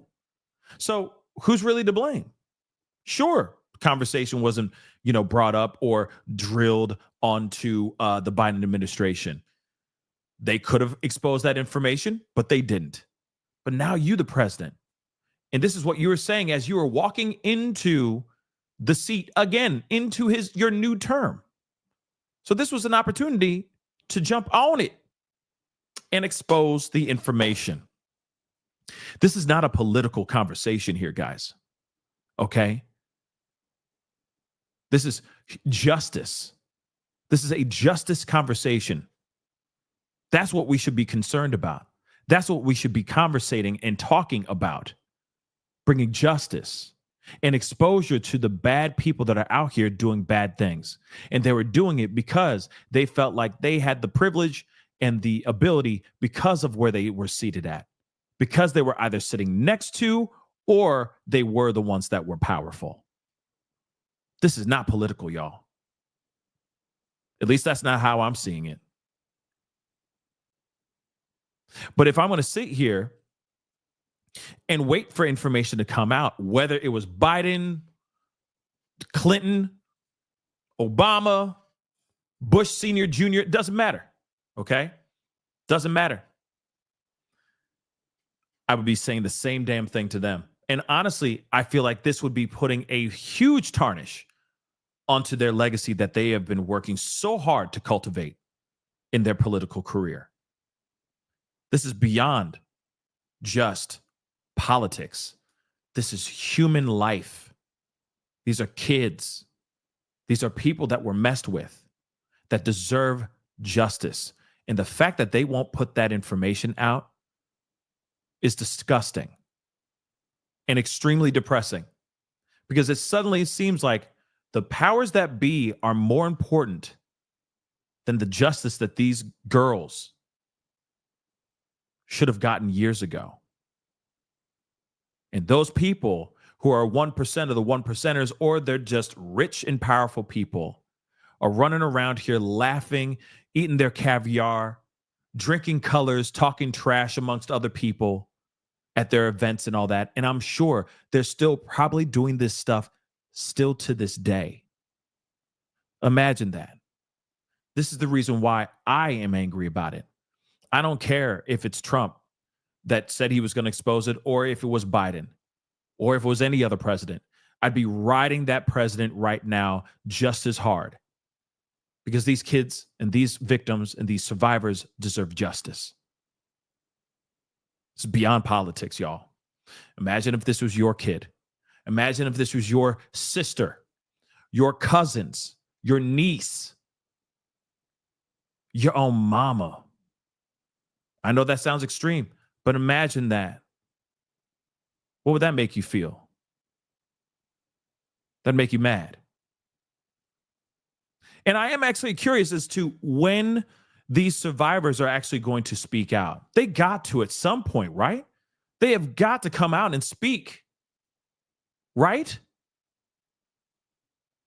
After all of this, where's the interview with them coming through and saying, hey, let's talk about this, right? Real talk.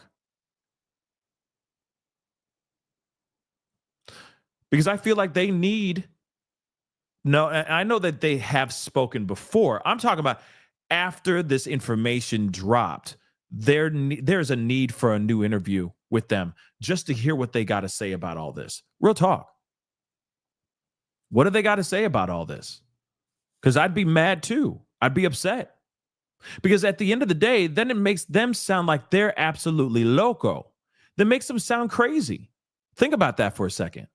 All the people that have been saying, you know, I'm a victim, such and such person did this to me.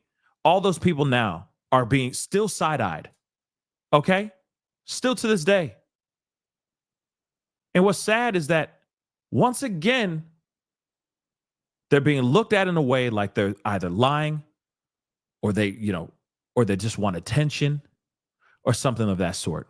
What about all those victims? Like I said, what about all of those victims that went through what they said they went through? Let me remind you something here really quick.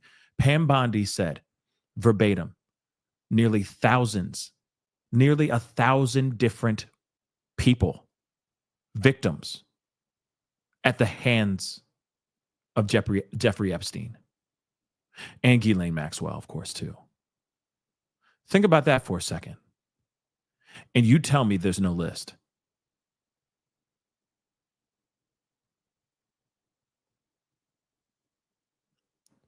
Nearly 1,000 different victims, all of them not getting justice that they rightfully deserve. Do you realize that this is just them scoffing at, CASA, CP content, all of that is just being scoffed at. And now they're just trying to pass the ball to another administration, to the former FBI director, Comey, etc. Come on, y'all. That's insane. That's insane. Instead of just stepping forward and going, here's the list, here's everything, here's all the files, etc. There it is. We redacted the kids' names. All of the victims' names have been redacted, but here's everything. Expose it. But now they're not gonna. They're not gonna. They never will. They're going to try to find anything they can in their power to come up with something that's going to throw us off. They've been trying that already. They've been sprinkling a few things here and there. They've been trying to bring up some other things as much as they can. But I'm telling you right now, as much as we sit here and say, we're not going to let up, we ain't going to stop talking about this, we're not going to back down, right? Isn't that one of his things that he likes to say, right? We're not going to back down, right? No matter how much we do not back down, I don't know if we're ever going to really get the full list or the full files.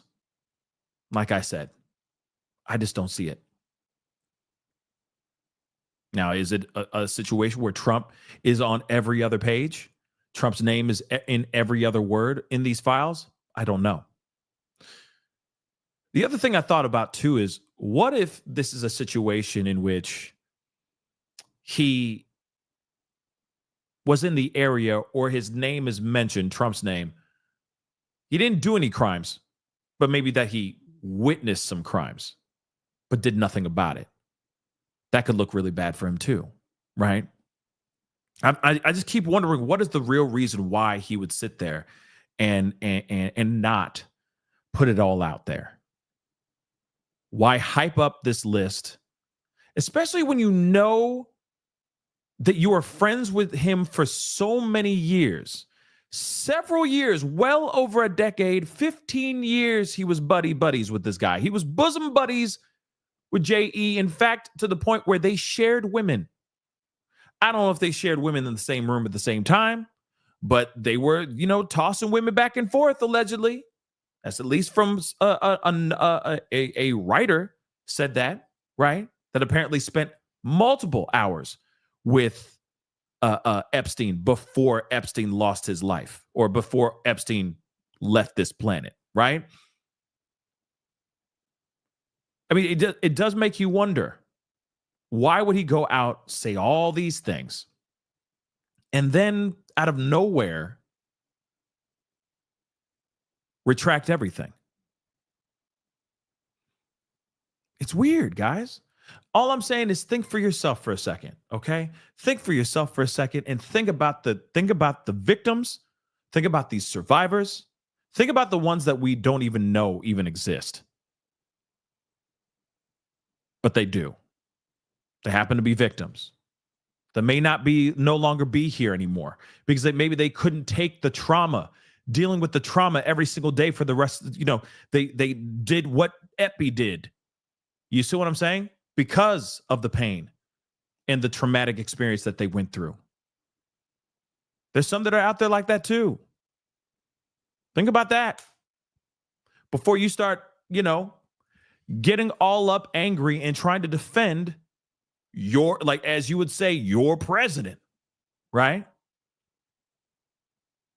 Any forward-thinking, critical thinking, intelligent individual would sit here, look at this, and this whole situation would give you great pause. Absolutely. Doesn't matter how great he's been doing with the country or not. This should give you great pause. In fact, you should be properly vexed right now and deeply perturbed,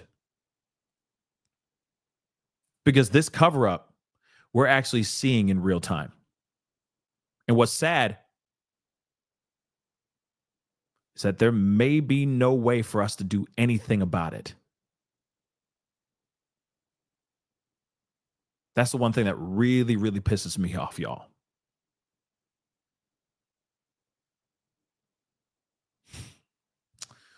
So again, the cover-up is real. We seeing it. And here's the thing too. Think about this. And we've entertained this thought as well. What if the administration is telling the truth? Think about that for a second. What if they are indeed telling the truth? That they went through all the files, there was nothing there. The damage has already been done. The groundwork has already been laid out. The breadcrumbs have already been laid out by himself, by Vice President J.D. Vance, by his administration, etc. They've all been saying the same thing. Let's release the files. Let's get the files out here. Let's show the proof. Blah blah blah. See what I'm saying? The groundwork was already set in place. They were hyping it up so bad. And if it is true, it's sad because they painted themselves in a corner. That's basically what it is. They painted themselves into a corner. If that was the case. But I don't see it like that. I don't. Because the backtracking and the point of blame has gotten so insane, y'all, that you can't avert your eyes from the situation being like, all right, okay, then there's no list, right? Yeah, and it's Obama and Comey, Russia, right? Huh? That seems a little weird. Why would you why not just stand on your own 2 feet, chest out, chin up, and just say, there is no list? Real talk, y'all. We looked through everything. I trust my team. I trust the Department of Justice. They did an exhaustive search into those files. There is no list, y'all. That's it. I'm sorry, y'all. There just isn't a list. And move the F on. But that's not what happened here. The backtracking, the pointing of blame, etc. Really, really bad. Oh, the files were messed with. That's what happened. The demis, those damn Demi Moores, they went in there and they messed with everything. It's everybody else's fault but us. Doesn't that seem a little weird? I don't know about you, but it sounds a little weird to me. It's definitely sus as hell. And I'm telling you right now, if you have brainwaves pumping through your face, okay, through your skull, you can't tell me that the information and the timeline that you've seen in real time does not spark a few questions, doesn't raise a few eyebrows for you. Okay? Real talk, it should. It should definitely raise a few eyebrows. And if it doesn't, I'm surprised. I'm shook. Let's get to some of these super chats here really quick. Oh, and yeah, that's the other thing too. Oh, we're going to look at that.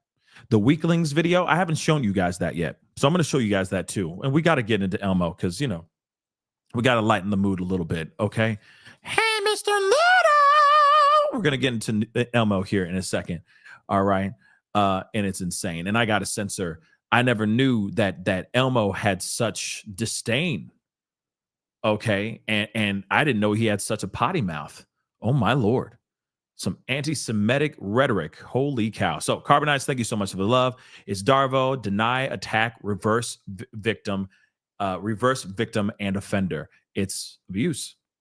This is mass mental abuse. Yep. It is the most insane thing that we're seeing in real time, guys.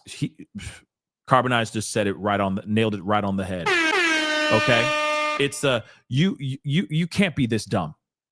That's literally what he's saying. You can't be this dumb. You guys are weak and you're really bad people for wanting to know the truth.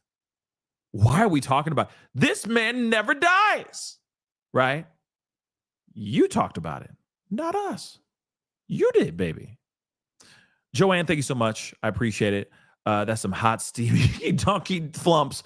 Yup, indeed. Woo. And we, like I said, we're watching the donkey stop, take a little bit of a squat, and just drop in the deuces. Okay? It's just, you know what I mean? You're like, oh, that dog is about to oh, it's pooping. It's doing it. right there in the middle of the liver. Oh, damn. Who's going to clean that up? Because I could smell it before he even hit the ground. This is some potent ish. That's what's happening right now. Peachy Keen, thank you so much. SA of a child causes substance A issues, so lock him up to treat both issues. You know, I don't know what's going to be the outcome, Peachy Keen, with this. I really don't know. We're going to see, though. We're going to see. Give it time. Because this is not over yet. Okay? It's definitely not over. Okay? People aren't done talking about this, for sure. Steph, thank you so much for the love. I really enjoy your show. Aw. Thank you so much, love. Thank you, Steph. I appreciate it. I enjoy you watching the show. Does that make sense? I don't know. I appreciate you watching the show. Thank you so much. S-Dubs, thank you so much. We all have the ability to express our free speech, but that does not mean free of consequences. Yeah, that's true. You got a point. But at the same time, if they want to say what they want to say on those platforms, they shouldn't be knocked out. It's freedom of speech, freedom of press, etc. They can say things. I mean, I understand you can, these platforms can get sued for defamation, etc., slander, blah, blah, blah. But at the same time, it's like you're just going to eradicate or try to take out NPR and PBS, etc., just because they're saying things or talking about things that you may not agree with. I don't know. That just seems a little strange to me, because there's still Globe and what is it? Those tabloidy platforms, okay, like those newspapers, like Star Magazine and all that BS. Those things still exist, and they're talking about like, Elvis was an alien. You know what I mean? Like, you know what I'm saying?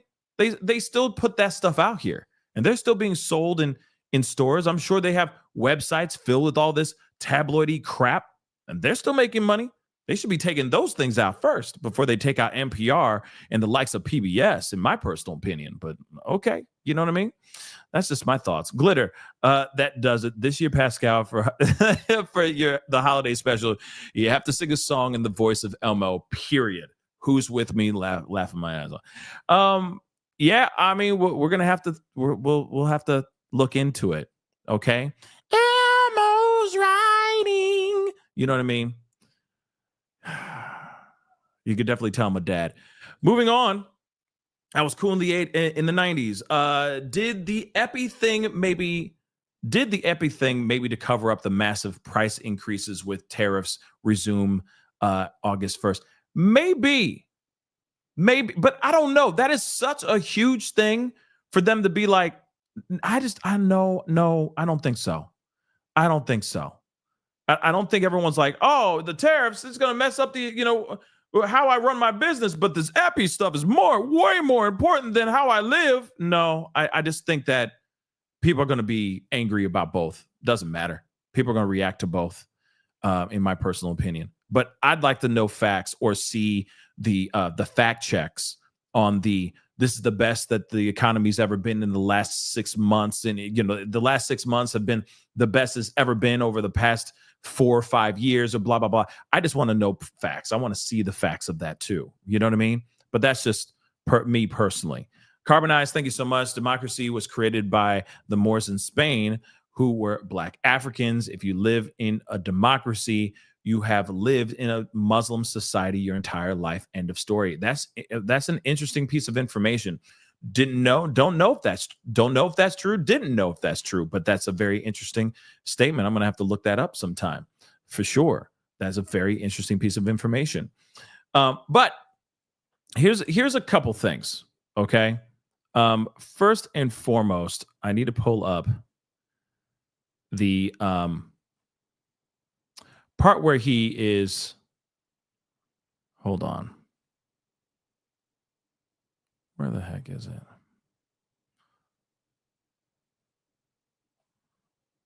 First off, I need to pull up, before we go into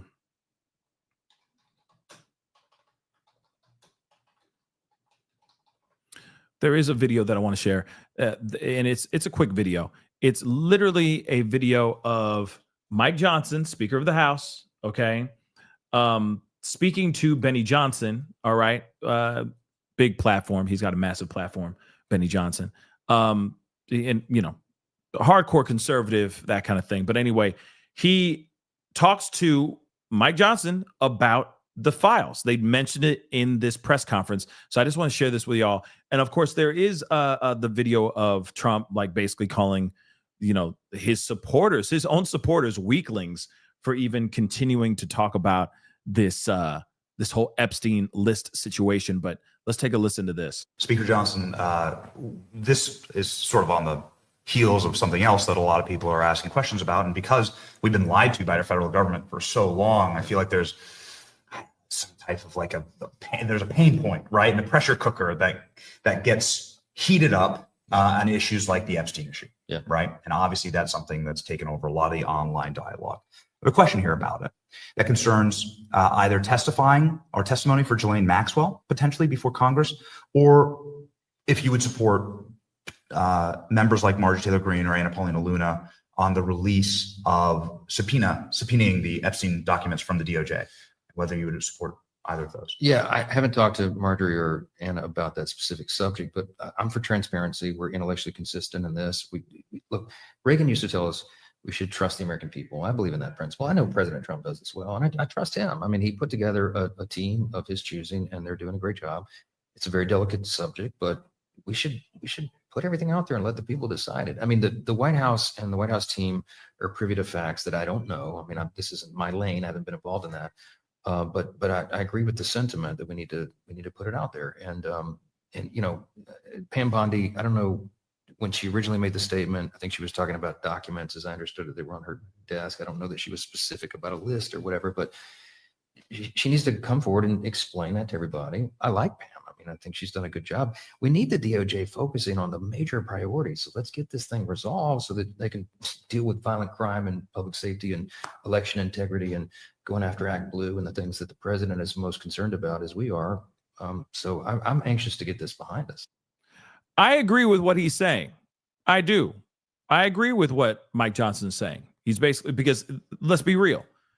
Yes, this should not be looked at as as if this is not an important subject matter, or as if this is not an important piece of information. This is absolutely incredibly important for sure.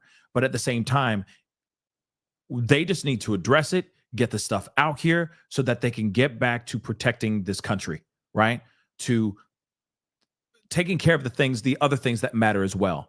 But the fact that they put out that information and the world has gone basically ass over tea kettle over this situation, damn right. They need to get the information out here, get it out as soon as possible so that we can move the F on. I agree with that. I agree. And then, of course, if there is need to bring justice, which will most likely be the truth, which will most likely be a situation where they need to bring justice to a specific group of people or persons, okay, then bring the justice to them so we can continue moving, right? So we can continue moving on. But that, unfortunately, is not the situation that we're in right now because they're not willing to put the stuff out yet, right? Here's something else. Donald Trump calls us very stupid people for telling him to keep his promise to release the Epstein files. He also called us bad people and weaklings. I have no words. He might be on that list. Now, I know that is a theory, and obviously that is a theory that will go on till the Epstein files actually do come out, if they ever do come out. But clearly something is up and something's very, very weird. And why would he go out of his way to call his supporters, the people who have backed him 100%, as Caroline Leavitt just said, the 80 million plus people that voted him into office? How could he sit here and say this to those people who are out here supporting and hoisting him on his shoulders? Stupid, weakling, bad people. Those are words that you should not be addressing to the people that support you. Yeah. Mr. President, I know you want to move past all this intrigue over the Epstein files, but I do want to ask you to clarify something you said this morning. You said this was all a hoax. Has your Attorney General told you this was a hoax? What evidence have you No, seen it's of not that? the Attorney General. No, I know it's a hoax. It's started by Democrats. It's been run by the Democrats for 4 years. You had Christopher Wray and these characters and Comey before him. And it's a bad group. It started, actually, look at the Steele dossier that turned out to be a total hoax. The 51 agents, the intelligence, so-called intelligence agents, it was a hoax. It's all been a big hoax. It's perpetrated by the Democrats. And some stupid Republicans and foolish Republicans fall into the net. And so they try and do the Democrats' work. The Democrats are good for nothing other than these hoaxes. They're bad for policy. They're bad for picking candidates that can get elected. Like in New York, we have a communist running. He may get elected too, actually. Interesting that he brings up the whole situation in the mayoral race in New York. Remember, he has nothing to say about this. Nothing to say about this whole situation, but he's a very bad person. This is a very bad situation. Can't believe he's even running. He should not be in the race. He's a demi. Don't get him in there. He's a communist. This is where we're going. This is where the Democrats are going now. This is where all the liberals are going. This is getting all insane. Isn't that insane? Isn't that interesting? Okay. And you ain't wrong, common sense. Gaslighting is nothing new. But this is exactly what he's doing. He's out here gaslighting not only the people that have always side-eyed him before he even got into office, he's also gaslighting the people that support him, y'all. This is insane. But he'll destroy the city. No, it's I call it the Epstein hoax. It takes a lot of time and effort. Instead of talking about the great achievements, we've had a great gentleman yesterday, as you know, went on CNBC and he made the statement that Trump may go down as the greatest president of all in the United States. And instead of talking about the things we've achieved, we've had tremendous achievement. They're wasting their time with a guy who obviously had some very serious problems, who died 3-4 years ago. I'd rather talk about the success we have with the economy, the best we've ever had, and all of the things we've done, including the Middle East. I mean, you see it. Instead, they want to talk about the Epstein hoax. And the sad part is it's people that are really doing the Democrats' work. They're stupid people. Yeah, go ahead. Hold on. I got to roll that back a little bit. A great gentleman yesterday, as you know, went on CNBC and he made the statement that Trump may go down as the greatest president of all in the United States. And instead of talking about the things we've achieved, we've had tremendous achievement. They're wasting their time with a guy who obviously had some very serious problems. Isn't that a little weird to you? They're talking about the Epstein files. They're talking about the whole, the backlash and the fallout that's happening in real time. And not only is he sitting there saying like, oh, don't vote for this particular mayor, this New York mayoral candidate. Okay, don't vote for this guy. And this whole thing is a hoax. And now he is branding it as the Epstein hoax. He also finds time to slip in there. People are telling me I'm the best president of all time. I am the greatest president to ever grace the American people.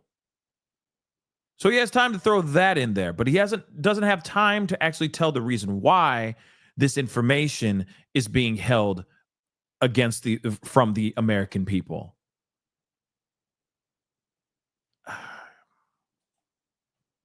He's got all kinds of time to say that kind of stuff, but he doesn't have time to address the real reason why the list and the files aren't here. Nah, bro. Sorry. I don't get it. Here's another thing. This is from JD Vance. I'm just showing you guys information, receipts from things that have happened in the past. Okay. He is on Theo Vaughn's show, which, by the way, I would love to hear what Theo Vaughn has to say now. Okay. I would love to hear what Theo Vaughn has to say now. since he's had not only just President Trump, but also Vice President J.D. Vance on his show. And one of the main things happened here is on the show, Theo Vaughn says out loud, release the Epstein list, right?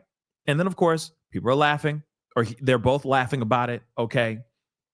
And he said he gleefully recalls making a 9-year-old cry at a Ohio State game. My dear friend and I see this family's kid crying. My buddy goes, are you sad that Michigan lost? Next time, don't root for the team that sucks. So this is an episode that came out in October of 2024. And I'm telling you right now, I mean, you know, everyone, I'm sure, and this video also is going viral right now, okay, since yesterday or since last night, because people are looking at all this stuff and going, listen, they've been talking about this. They're going on to podcasts and talking about these things, guys. You can't deny what's being presented here. Very tight game. I don't remember. Are you sad that Michigan lost? And the little boy goes, yeah. And he says, Bill, not a concierge. was probably 9 years old. Yeah. So this is 2006. I mean, he's, I don't know, close to 25 now. Yeah. He probably still remembers that asshole from Ohio. Hold on. I could have sworn this was the clip. Hold on, guys. Did I miss it or something? What the hell? Hold on.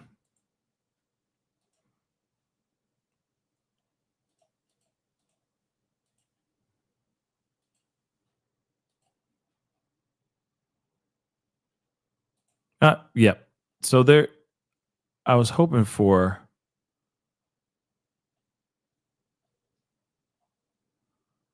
Yeah, it's a very short clip. Let me just get this here instead. Take a look at this. Blammo. Release that is an important thing. Now, here's the thing. I am actually kind of curious as to when we're going to hear anything from J.D. Vance. In fact, I'm curious. Have we heard anything from J.D. Vance since the list was dropped? Have you? Have we? I don't think we have we?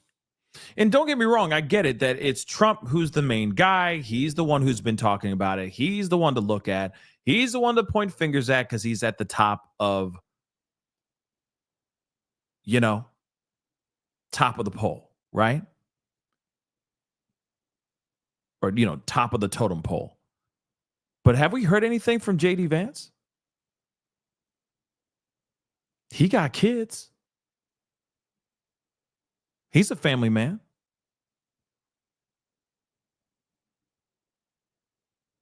Have we heard anything from him? Vance vanished. Yeah, he did vanish, it seems like.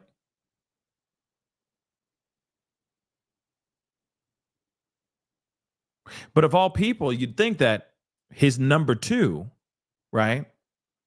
His number one, okay, if you're a Star Trek Next Generation fan,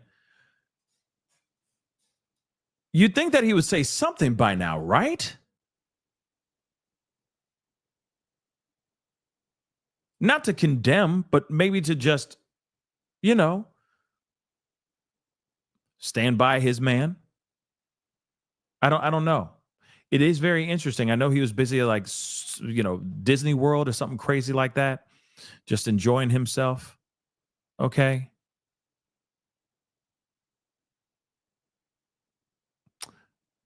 I just think this is just a very interesting situation. Okay.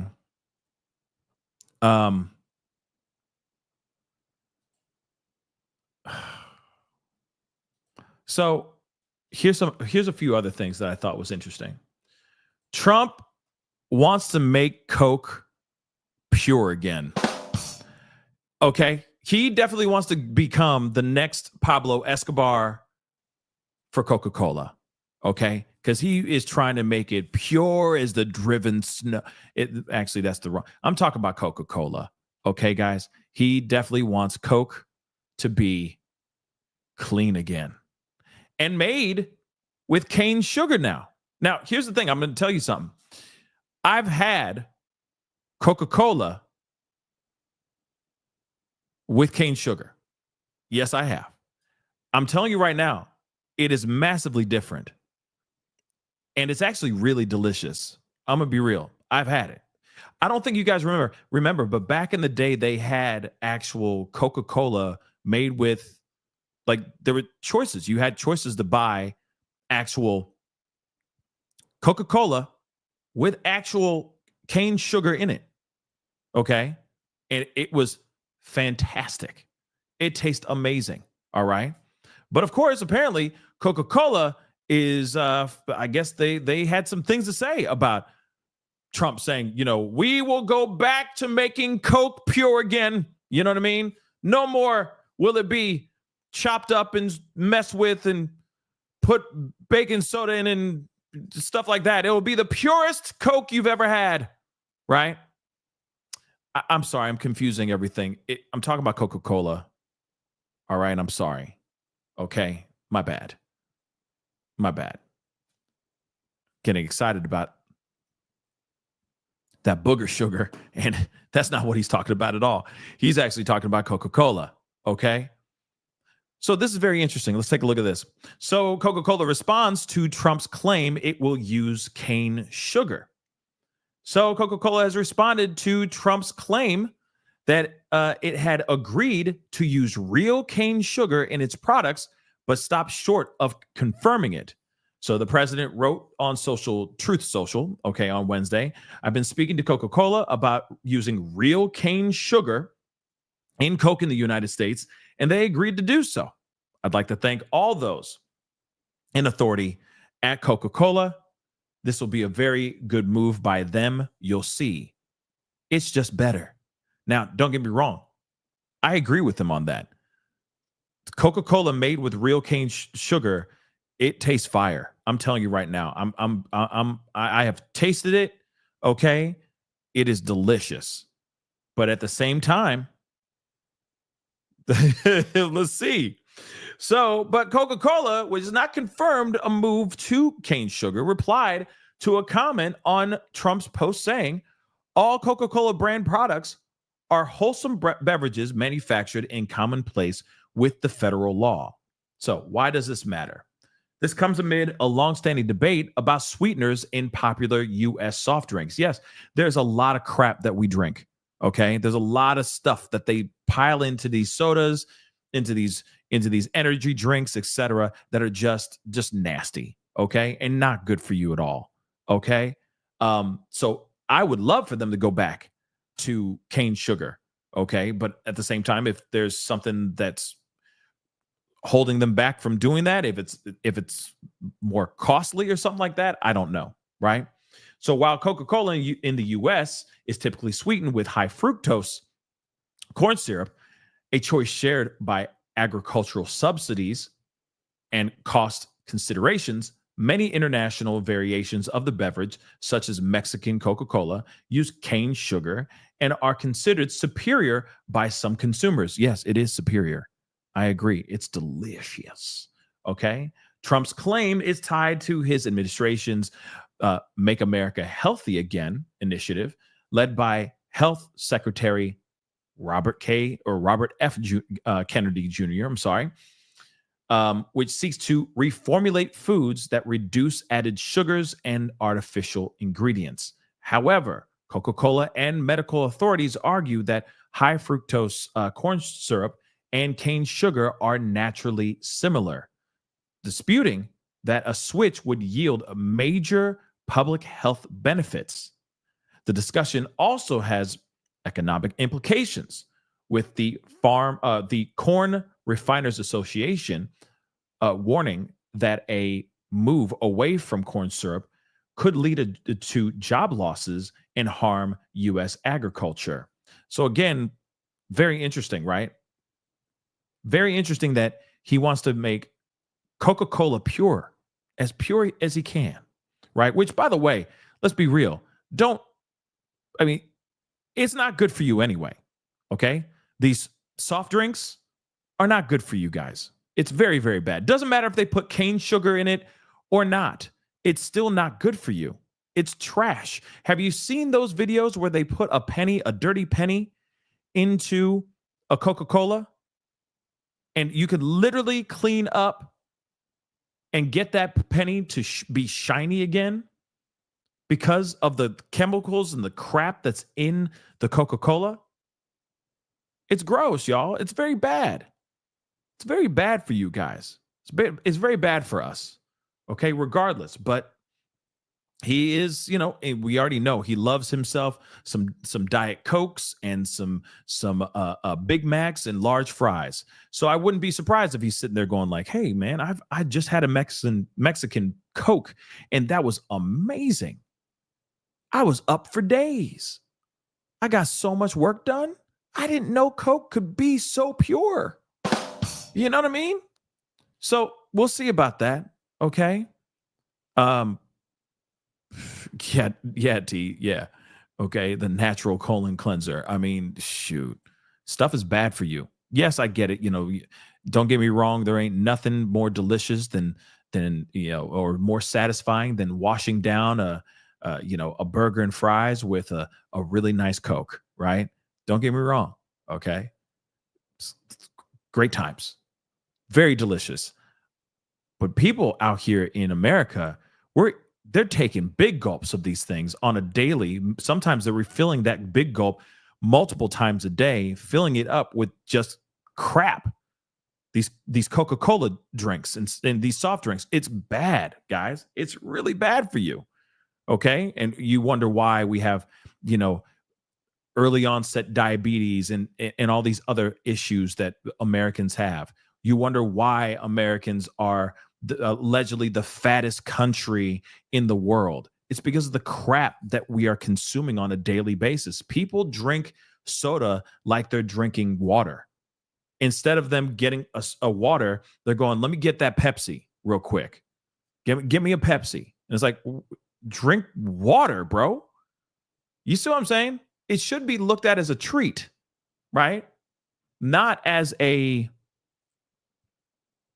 this other thing, not as this everyday thing that as soon as you wake up, after you brush your teeth, you're drinking soda.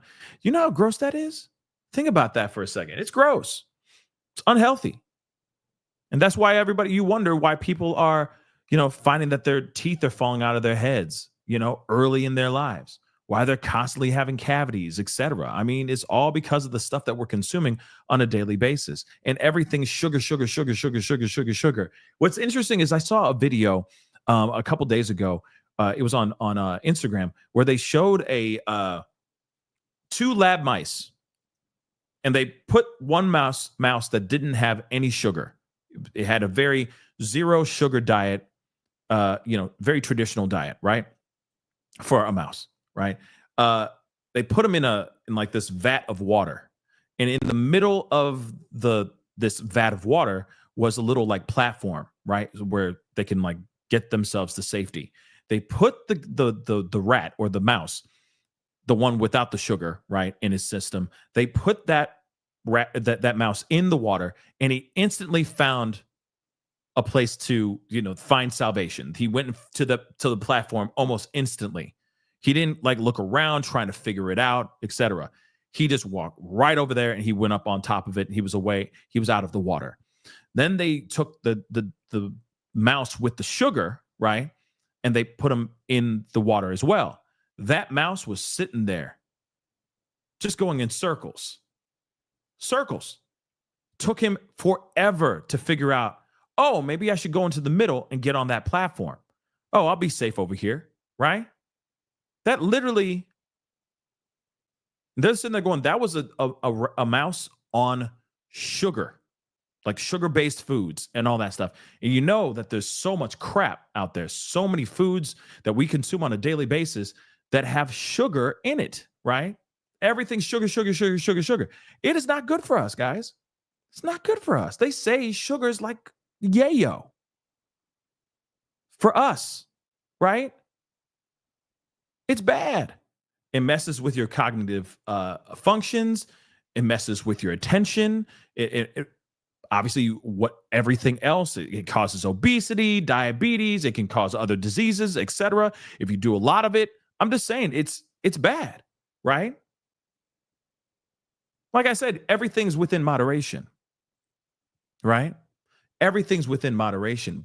But unfortunately, it's hard to get away and get around a diet without sugar. Okay. It's tough because everything has sugar in it. But anyway, as far as the soda goes, okay, it would be definitely it would taste better for sure. But I'd be like, yo, proceed with caution. That's all I'm saying. Definitely proceed with caution. Carbonize, thank you so much for the love. We are beings dependent on dopamine. That is very true. We are. Okay. They've figured that out. Everything is designed to feed our dopamine addicted brains. They play us with it. And now we are slaves to it in one way or another. That is very true. That is very, very true. Social media is a perfect example of that, right? The internet is a perfect example of that. OF is a perfect example of that. Real talk. The real talk. There are little girls out here saying out loud to them that they want to be OF models. That's not a lie. There are little girls saying that stuff. So, but that's another conversation in itself. All right. Real talk. And don't get me wrong. I mean, do you boo-boo, but at the same time, you a kid and you sitting there saying, oh, I want to be a model on OF. What? No, you don't. No, how do you know about OF in the first damn place? Okay. Shoot. But like I said, to each their own, I guess. But at the same time, this is just the world that we live in, unfortunately, right? But moving on, we have got to get into this piece here. I told you guys we would talk about it, so I'm going to bring it up. Elmo is under fire right now. Well, what happened is Elmo apparently he's claiming that his ex account, was hacked. And he had to explain himself on all these posts that he put up that were all anti-Semitic and racist remarks. Okay. And these things were made towards Trump, which is also insane. But let's take a look at this. This is insane. I'm sorry. It's hard to not laugh when you see Elmo. You know what I mean? Oh, Trumpy. You know what I mean? Like, it's hard to not crack up and see what he says in these posts. So Elmo's account is now secure after it was hacked, and several terrible messages were shared, according to the producers of Sesame Street. So Elmo's X account was briefly compromised yesterday by an unknown hacker who posted disgusting messages, including anti-Semitic and racist posts. The account has been secured. This is what a spokesman for the Sesame Workshop, the nonprofit organization or nonprofit educational organization behind Sesame Street, said it in a statement on ABC. So the compromised post appeared to have been deleted from the X account of the beloved Muppet character, who has more than 650,000 followers on the platform. Why do they keep showing that photo? It's totally messing me up. I'm sorry. Okay, it's totally messing me up. So since deleted posts, including these slurs and this type of language, as well as comments about President Donald Trump and, JE, all right, these were the posts that were actually deleted, okay? As of Monday, the most recent post on Elmo's X account is from July 12th, and it features a photo of Elmo with Tango, another Sesame Street character. X did not immediately reply to ABC's request for comment. The social media platform has faced questions about safety and hate speech on its platform since Elon, took over Twitter, turned it into X in 2022. Early into Musk's tenure as owner, X faced another advertiser boycott over concerns about hate speech and other content on the platform. Now, can I find what he said Hold on. It's crazy. Hey, Mr. Trumpy. Crazy stuff. Okay. Yup. There's things I can't even say. Okay. There are things I can't even say to you, but you see it on the page. Okay. So this is Elmo. Elmo says, I can't do it. Okay. But he says that Trump is Netanyahu's puppet because he is in the Epstein files. And then he says a specific group of people control the world and need to be exterminated. Yeah. Then he says, release the files, Trump. Child effer.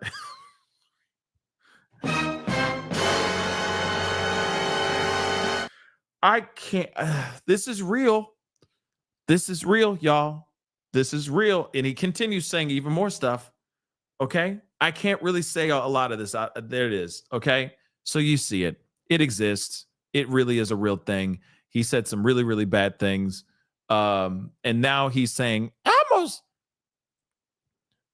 Twitter account got hacked. Oh no. You know what I mean? Hey, Mr. Noodle. Yeah.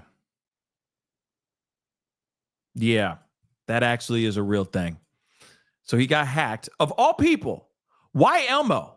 And also the other thing is who found out, who's hooked up and who's following Elmo to the point where they go, oh my gosh, he just said all of these things about a certain group of people and Trump. Who's following Elmo? What grown-ass human being is following Elmo so much that they that they found out all these anti-Semitic tweets in real time? I'm just curious. That is some wild stuff. Okay?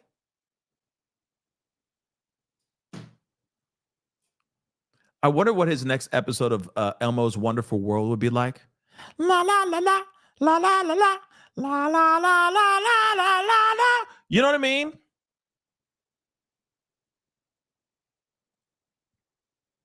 Today, we're going to talk about how my X account got hacked.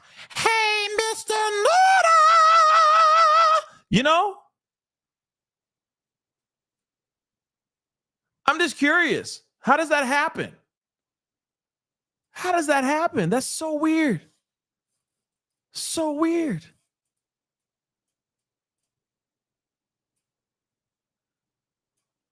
Crazy.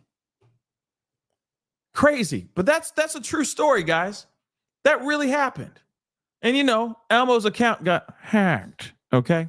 It got hacked. We'll see if that's actually true or not. Here's another piece of information that I do want to share with you guys before we end the show.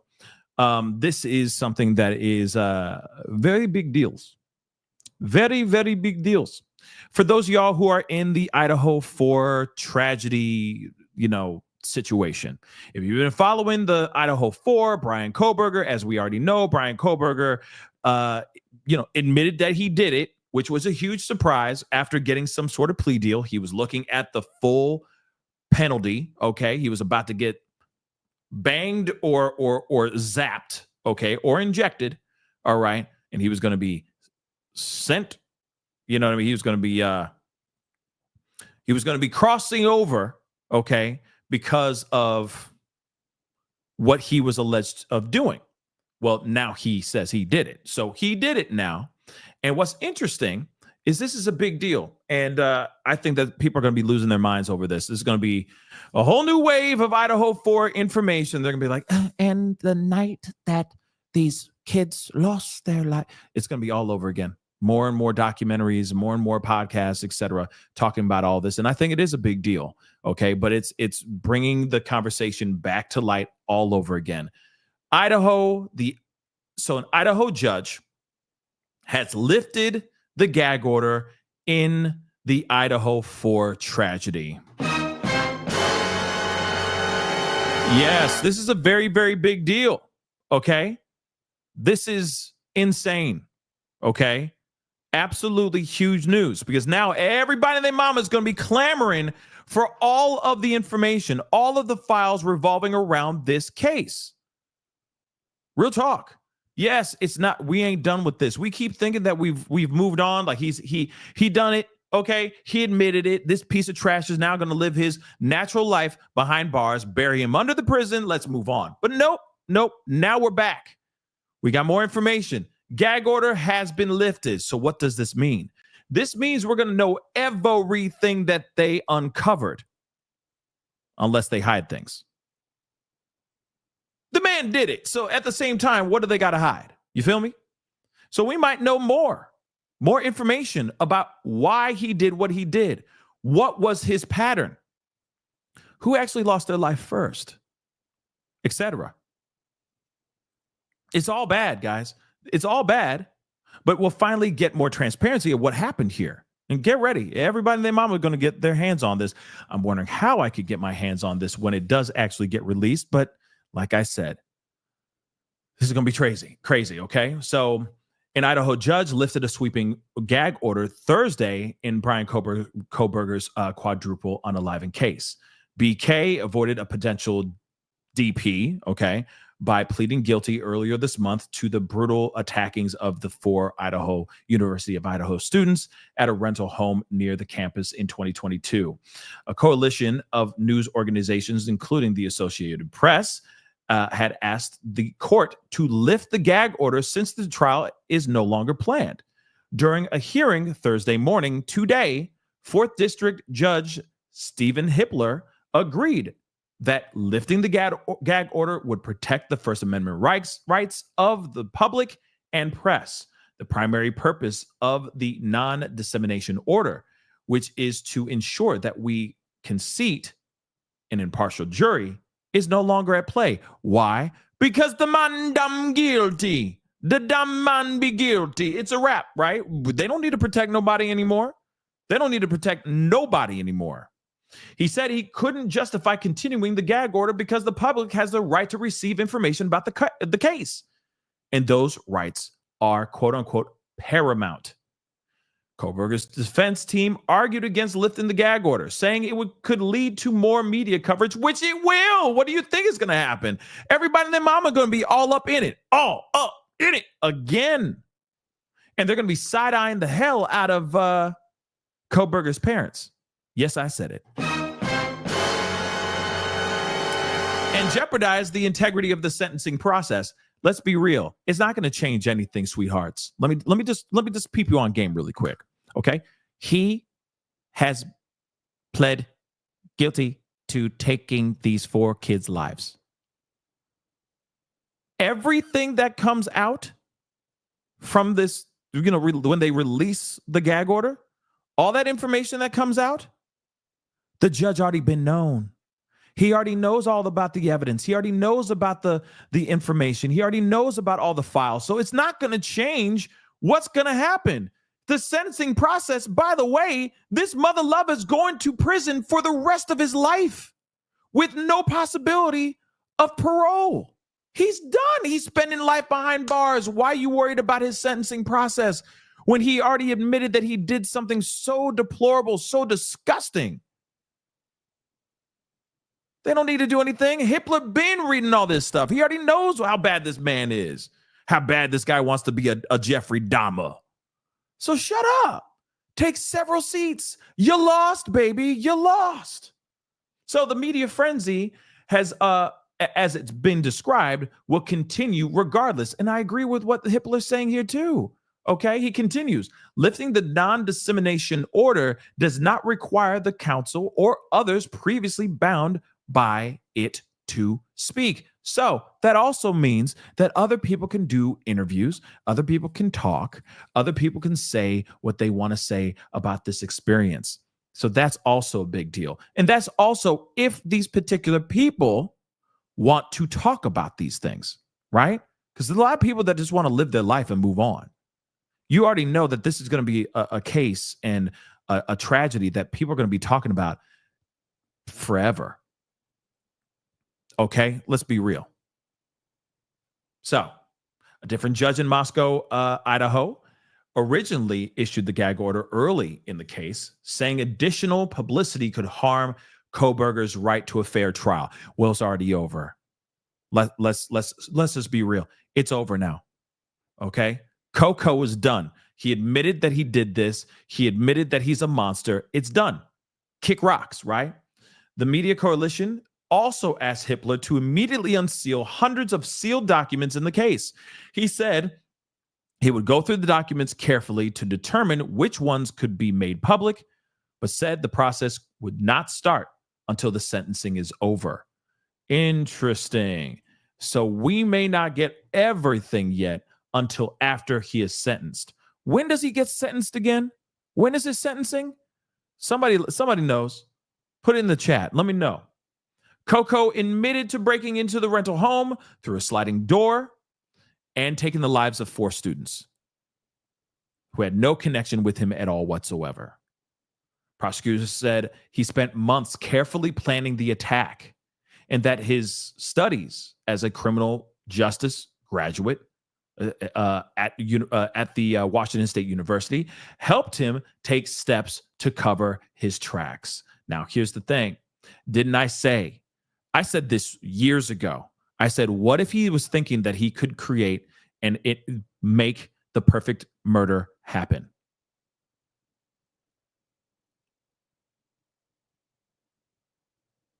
Did I not say that? Let me just say this again. Hello, sorry. Just so you know, I am a mother-loving genius. I truly think he started studying, he started obsessing, and then he said, maybe I can do the perfect murder.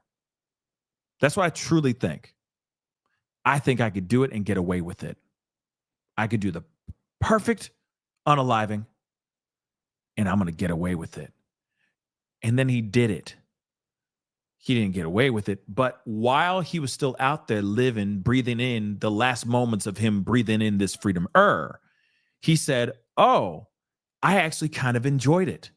The rush, the excitement. I loved it. Not only did he also take a photo of him in a nicely pressed satin shirt to celebrate with his thumbs up, but he also did go and try to find and buy another K-bar knife. Why would he do that? Because I truly think he was out here thinking about doing it again. Real talk. That's what I truly think.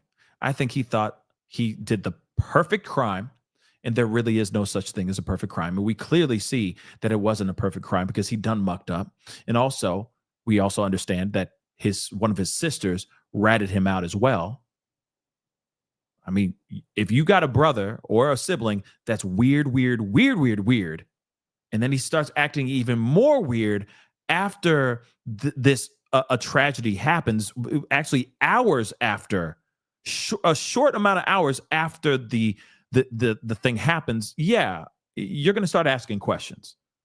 Yeah, my brother is weird, and whatever happened here is strange. Wow, they said that they're looking for a white Elantra, and he drives a white Elantra. Damn. Yeah, you're calling the cops. Sorry, I don't care. I'm ratting you out. For something like that, I'm ratting you out.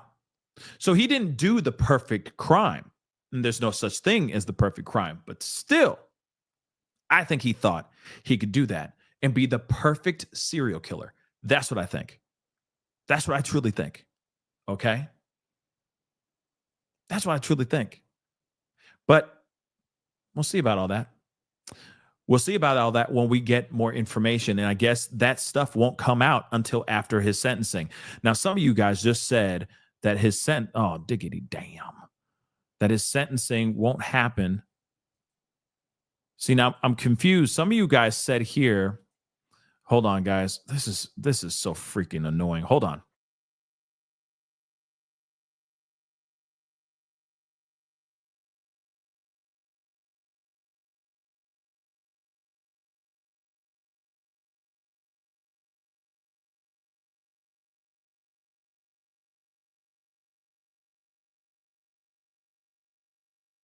Okay, so as I was saying, some of you guys are saying his sentencing is in July.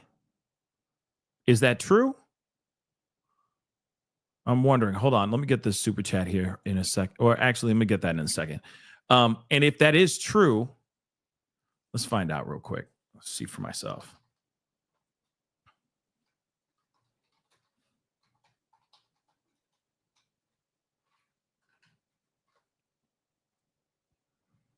Where is it? Let's see. Sentencing is July 23rd. Oh, snap. So we are going to be watching that July 23rd. July 23rd is when it all goes down.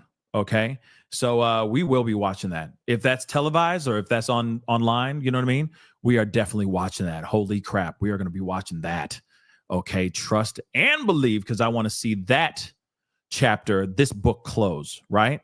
But of course, there's going to be more information that's going to come out. And then there's going to be more theories that are going to come out as well. Because again, there's going to be more information about what he, how he did it, why he did it. There's going to be more information about like what he did, right? The pattern. Who was he obsessed about? Was there an actual date with one of the girls before this happened? Did he have any connection with these kids at all, period? Who was the target? Was he really only going after one, or was he going after all four, right? Those are all things that, of course, there's been so many theories out here, but that would be absolutely 110% exposed once the stuff comes out. And I'm telling you right now, when it does, we're going to talk about it too. Are you kidding me? Of course we're going to talk about it. We're going to cover all that, okay? We are definitely going to be talking about that for sure. Now, here's the thing, all right? There's going to be new podcasts coming. I'm telling you right now, there's going to be all these specials coming out. Watch, everybody going to be talking about this all over again. And I get it. I get it. You know, we want transparency. But we are now getting justice. Most importantly, the families are getting justice right now. I know it's not the justice that some families wanted, but at the same time, he's going to be locked up for a long time, baby. He's going to be locked up for a long time, and rightfully so. Let him. He's going to have a hard time in life, spending his life behind bars. He better not drop the soap. That's all I got to say. Glitta, thank you so much. I appreciate it. You know how Elmo has the rivalry with Rocco. It has to be Rocco that hacked. It has to be. You know what I mean? And why does Elmo even have an X account in the first place? You know what I mean? I think that's the ongoing question. That's the ongoing burning question that I think we all have. Let's be completely real. All right. We're all wondering why, how, and when did you get an account like this? What? You know what I mean? But we'll see. Right. But anyway, yes, Robin, I agree. I want a true and honest accounting of what he did as well. I think we can all agree on that too, right? We just want transparency on it, right? And I do, right? I just want those certain questions answered, right? I don't need to know all the other things like he ate such and such when he did this, and this. You know what I mean? Like I'm not interested in hearing about all the other things that he was alleged of doing. Miss me with all the other crap, right? But please give me the information that we're all wanting right now, right? Just more transparency on all that stuff. Because it's getting annoying when you have certain news coming out here saying certain things that aren't even remotely correct, okay? So they're just coming up with theories just so they have a reason for someone to click on that link, right? Click on that article. So we'll see what happens, right? We'll see what happens. But guys, unfortunately, that is the show. I got to get going, unfortunately, guys. But I'm going to be back in a little bit for sure. There's a lot going on. There's a few things I need to do as some videos. So I'll be on with you guys in a little while. All right. So do me a favor, okay? Hit that like button down below. Crush it. Do it to do. Hit that reaction button if you're watching on other platforms. If you are watching on those other platforms like Facebook, X/Twitter, Instagram, TikTok, Rumble, Kick, Twitch as well. I'm on all those. Do me that solid. All right.